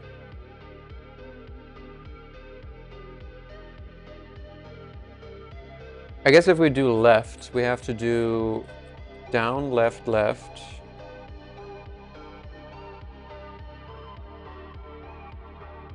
Right, up.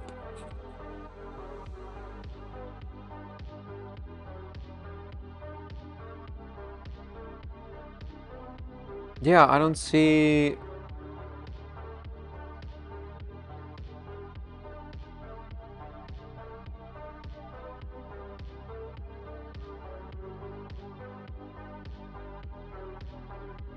I don't see why mine should be longer, to be honest.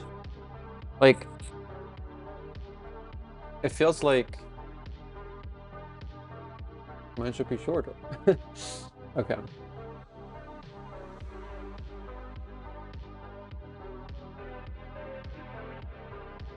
Are we grouping A's together better or something?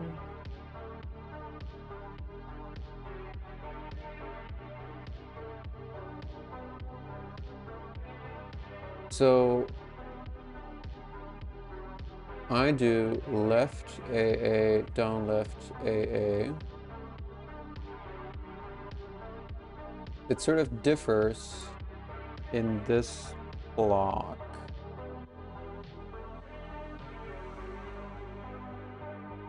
Right?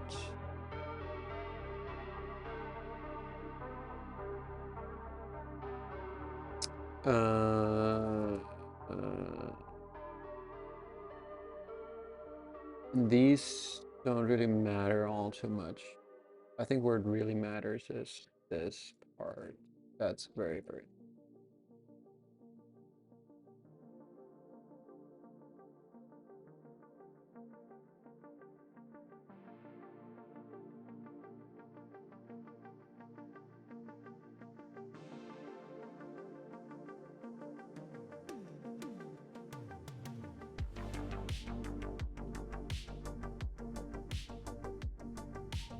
That's not right.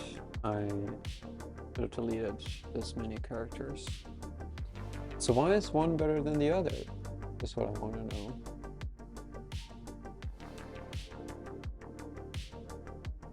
Like, for some reason, these sequences produce the same result, basically. It's just a matter of left, left, up, up, or up, up, left, left. That's the only difference.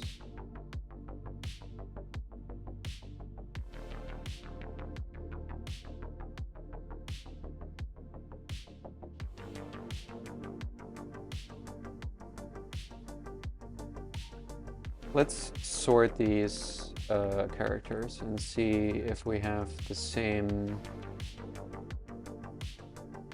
number of stuff in there.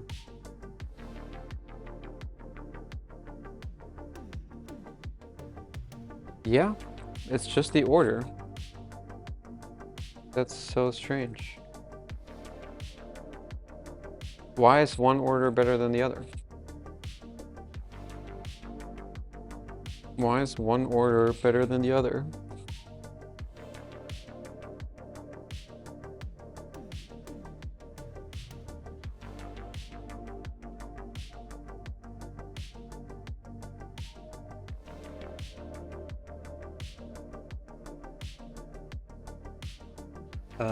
Well, the interesting thing is we're talking about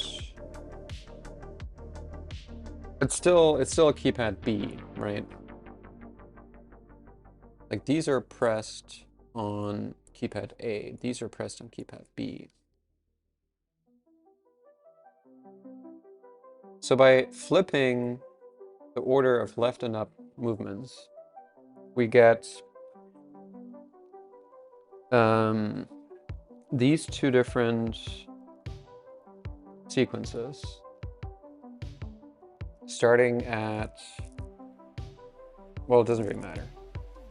So if we press down and then A, and then left, left, A, right, up, A, right. That's better than left,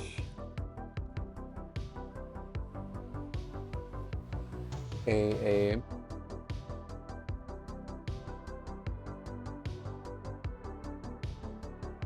down, left, A, right, right, up.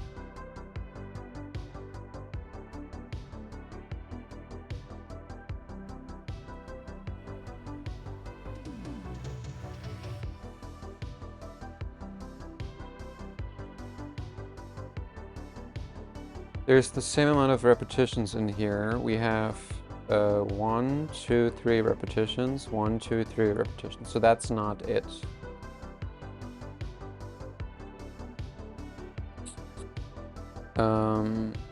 We have the movement from down to left, then we have left to A, then we have A to right, right to up,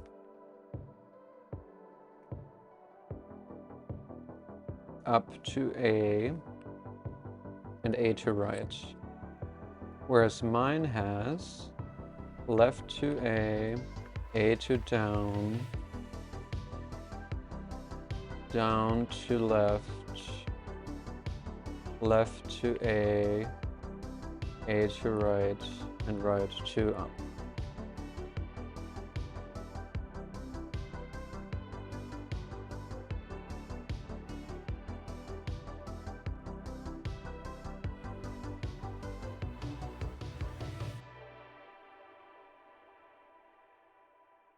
So down to left is 1.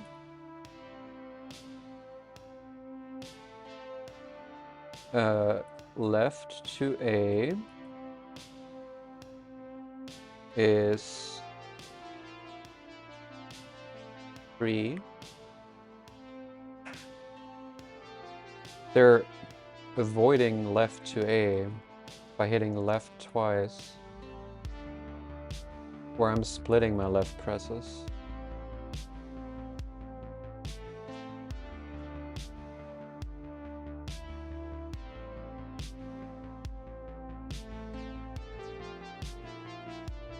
Damn.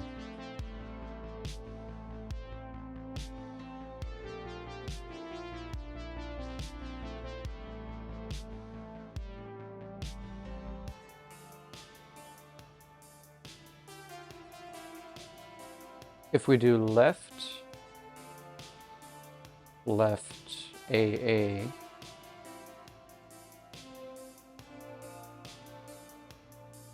Well, okay, let's continue with all these costs, shall we? From A to right is only 1. From right to up is 2. And then from up to A is 1. From A to down is 2. So the sum of these is 4, 5, 7, 9. Well, I got 5, 6, 9, 12. So 3 key presses less efficient. That's crazy.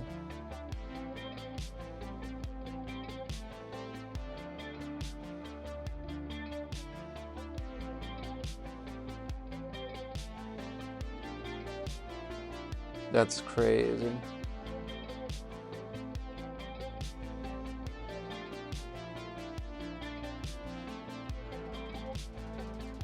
So the problem is that we can't just prioritize movement. That's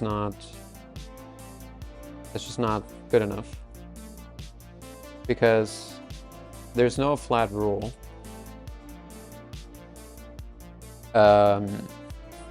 that correctly prioritizes the movements. Like, they're doing left, left, up, up. I'm doing up, up, left, left. And in that specific situation, that happens to be a mistake. Like, I'm sure if I just prioritize left and up differently,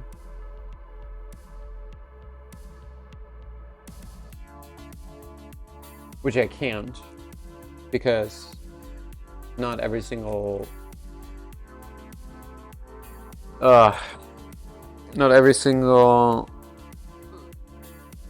pair of buttons even allows us to do that sequence of movement, because we might end up on an empty spot on the keypad.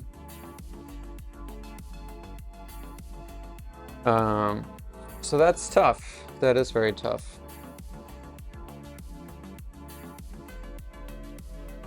Not many people have struggled with this one. Well, I guess maybe many people have struggled with this one. It does appear that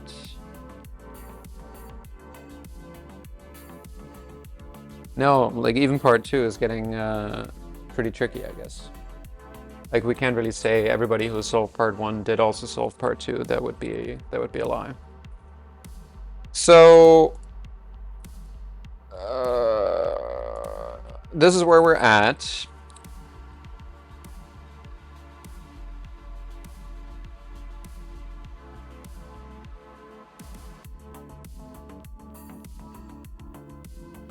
So I guess it's never going to be faster to have more key presses. I think that's for certain, right?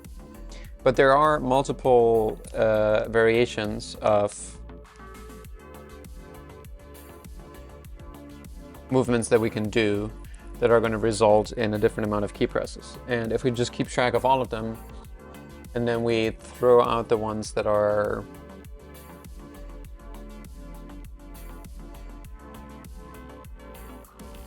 not the shortest, we could potentially find the optimal solution.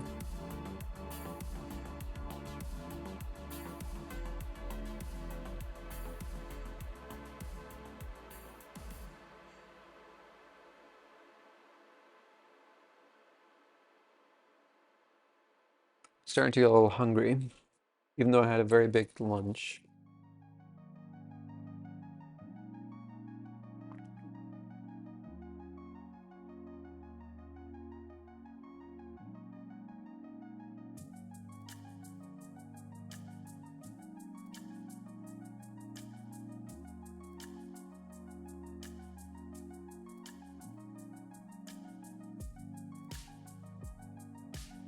So here's the problem, right?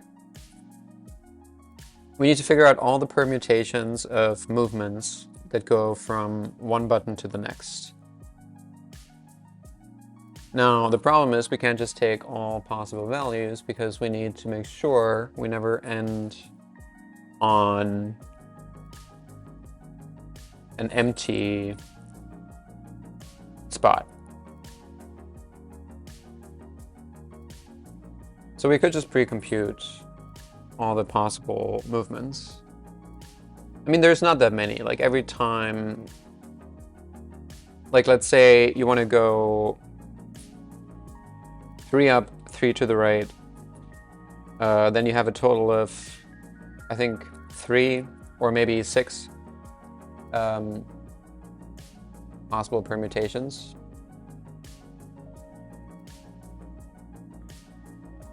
So it doesn't grow exponentially or anything. Actually, before I do anything else, I think I'm just gonna quickly publish all of my previous streams. because I'm almost running out of time for that.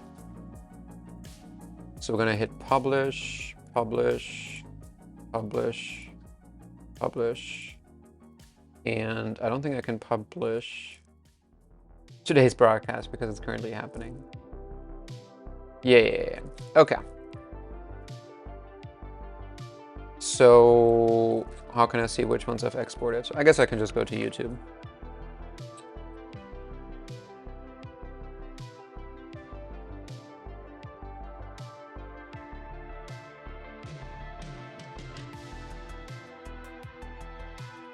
The last one was this one. So we export, public, number 2, export, public, number 3, export, public, and number 4, export, public. There we go. Okay. Good stuff. So now, how do we find all the permutations of movements that never land us on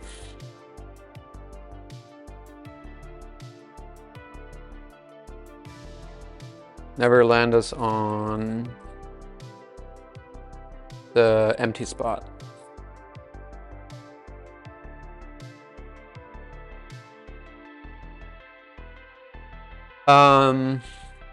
I might use Copilot for that one.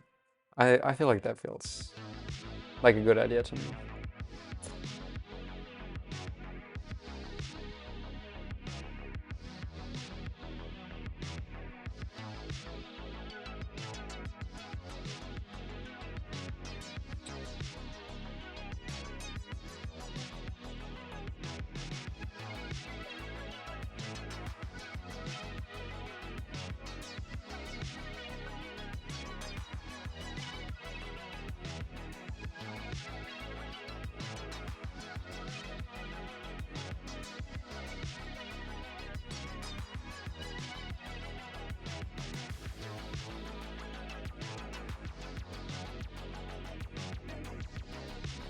Right, up, down, left.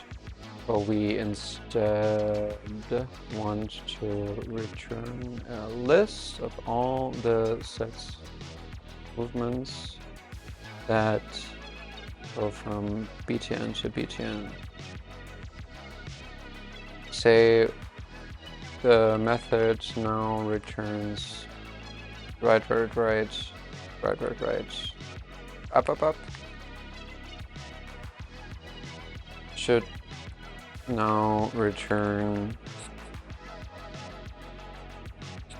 up, up, up, right, right, right.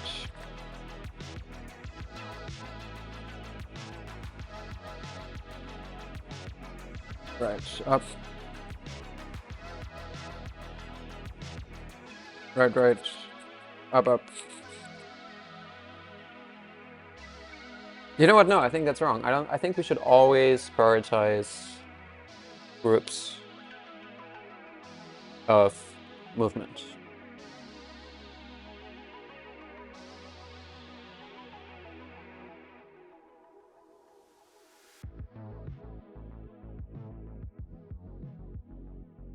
So up, up, up, right, right, right, right, right, up, up, up.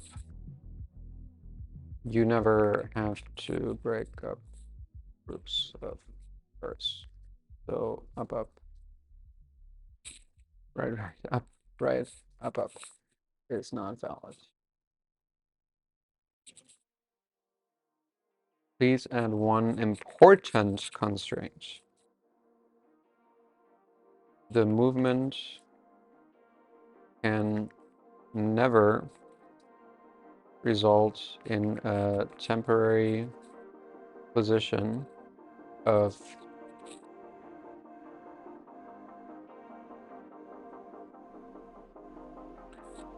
IDEX key A, B of dot.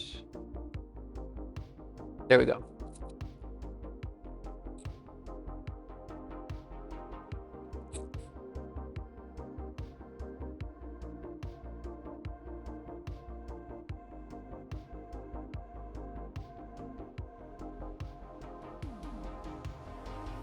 Okay.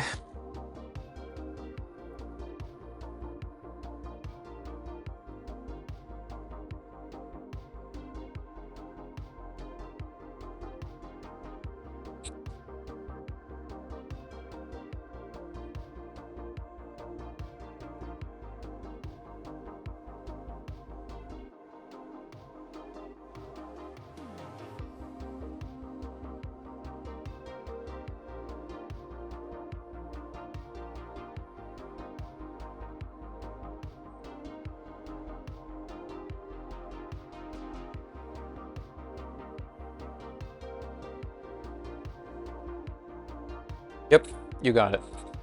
That looks good to me. All right, so now we have lines.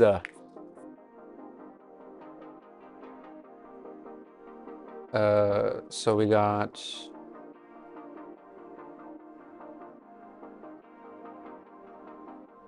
what? What? Oh, I'm an idiot. For line and lines. There we go.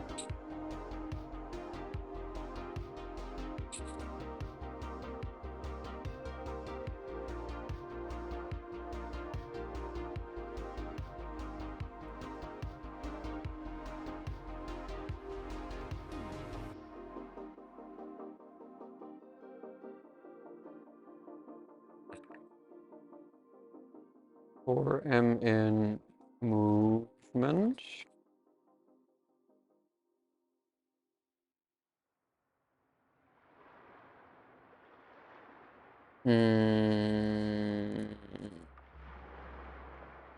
Let's see.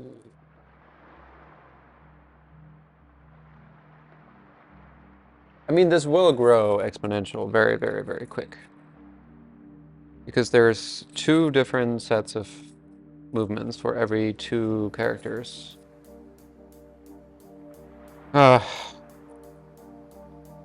Whatever, man. Whatever.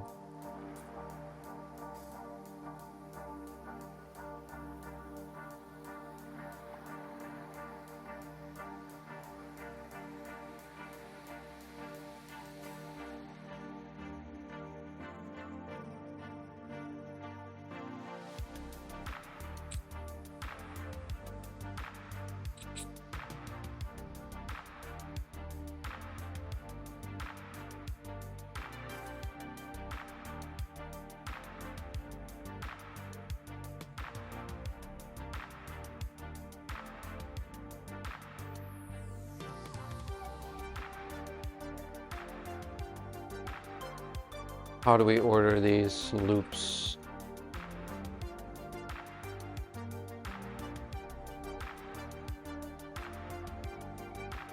So we have all possible sequences. And then for every button, for every possible movement, for every possible sequence, S plus equals this, S plus equals A.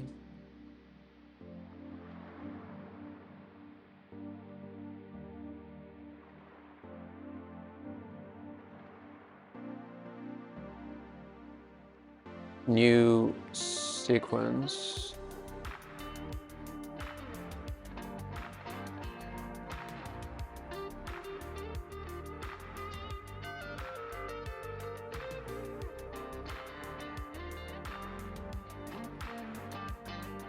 Is this right? For every possible movement.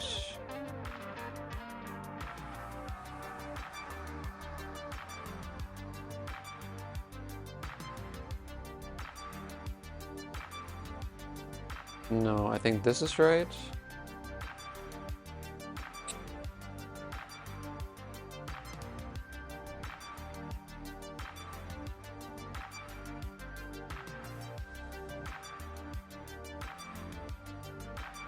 I think this is right.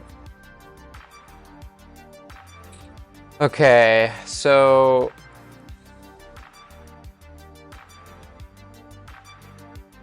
maybe we do this. return s for s in sec if len of s equals min l, and then min l is equal to min, sure, whatever, dude. Okay.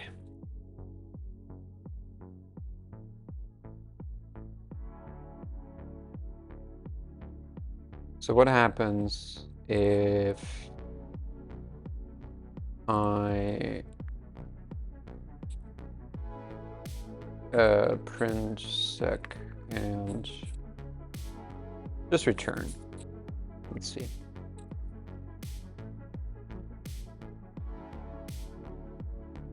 Yes, you got it. There are two different sequences here. And now there are four.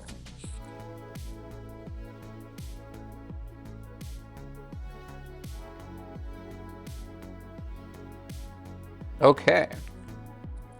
What? There's no way, dude.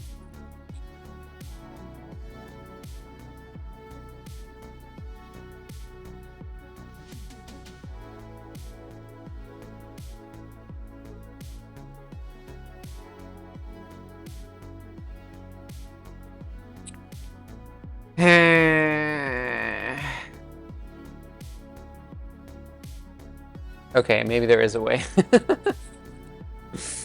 Oh my gosh.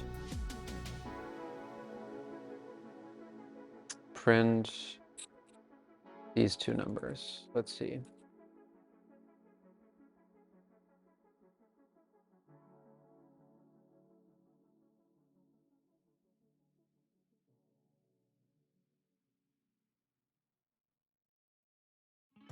I think it's this, right? No? Dude, after all of this, I'm still fucking short. Like, I have the exact same value that I had before. Oh, man.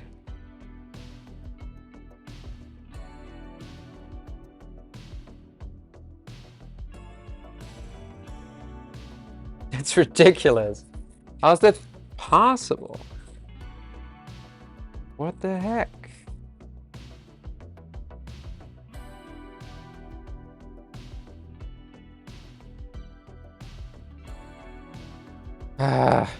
Okay. So let's print the sequences after every possible thing.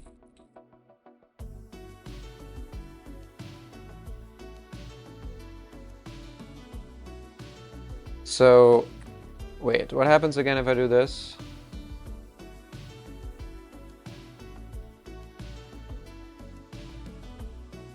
Okay. So let's focus on this little guy right here, right?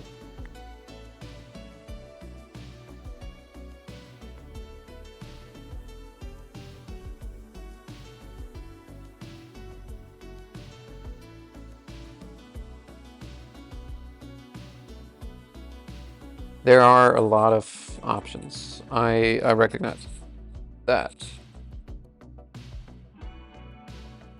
So we should see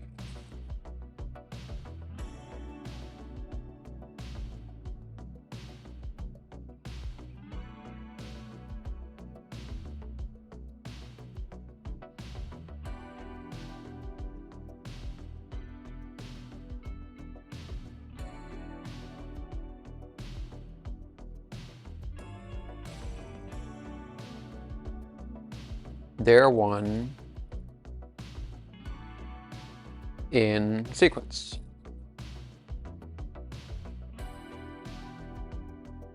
And then there are 2 and 3 in sequence.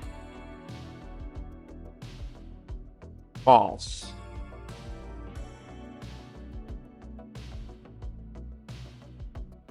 Because we do have to break up the movement, don't we? No, I don't think we have to break up the movement.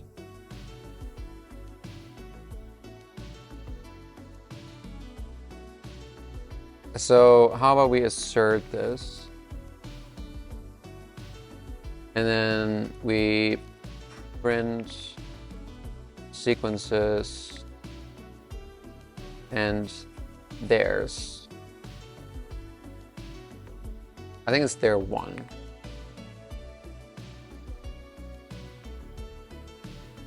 And then we got 2 and 3.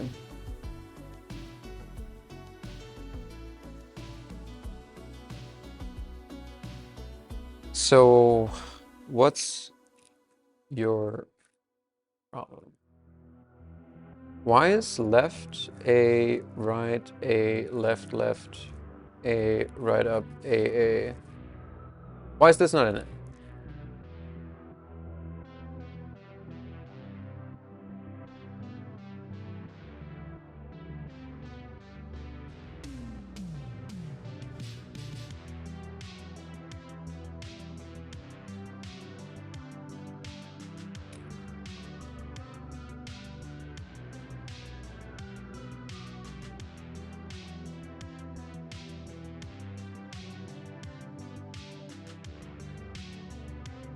It doesn't make any sense. If we're trying to produce the same sequence, shouldn't we get the exact same thing?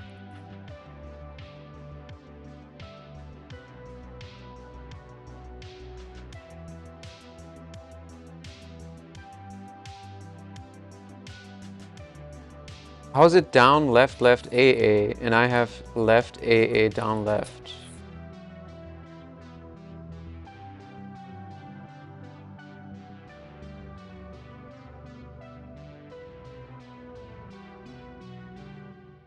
What the crap? Up A, left left.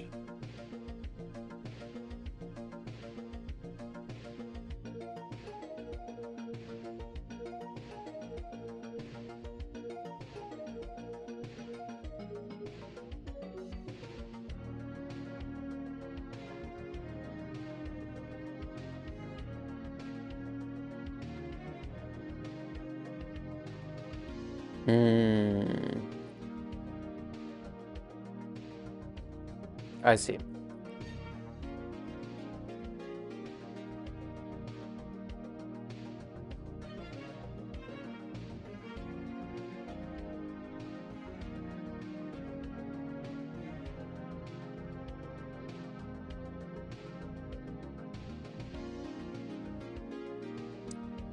I see.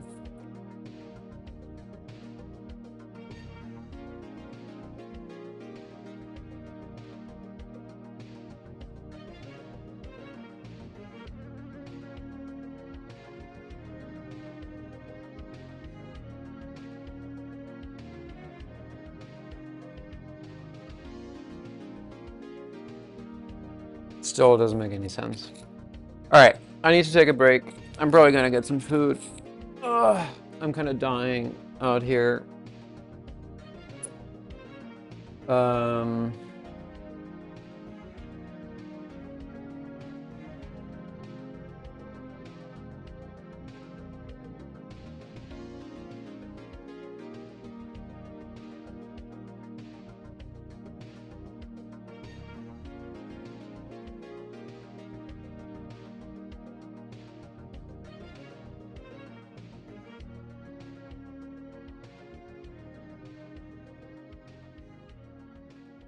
Even if we don't filter it, it doesn't work. I'm losing it. I don't know what's going on right now.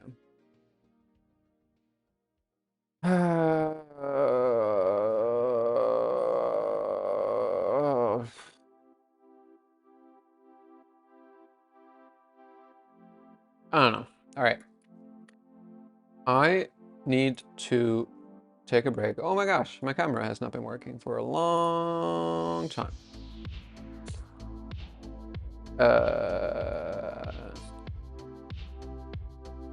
I think we can fix this by changing the camera.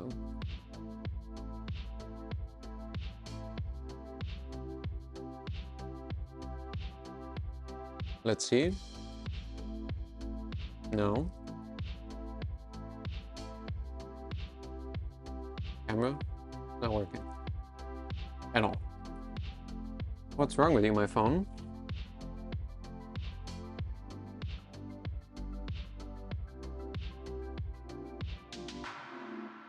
Continuity camera is a bit of a annoying thing sometimes. Can we get it back? Nope. We cannot. I can show you my screen. My phone screen. That's interesting. Anyway, I guess I'll have to use my laptop camera to wrap this up. I don't really know what's going on. I feel like none of the assumptions we're making are causing us to just lose like an entire sequence, like somewhere in the middle. That does sound a little insane. So I'll spend some time thinking about that one. And we will solve this in time, but not today. All right, I got some work to do. Peace. Have a good weekend.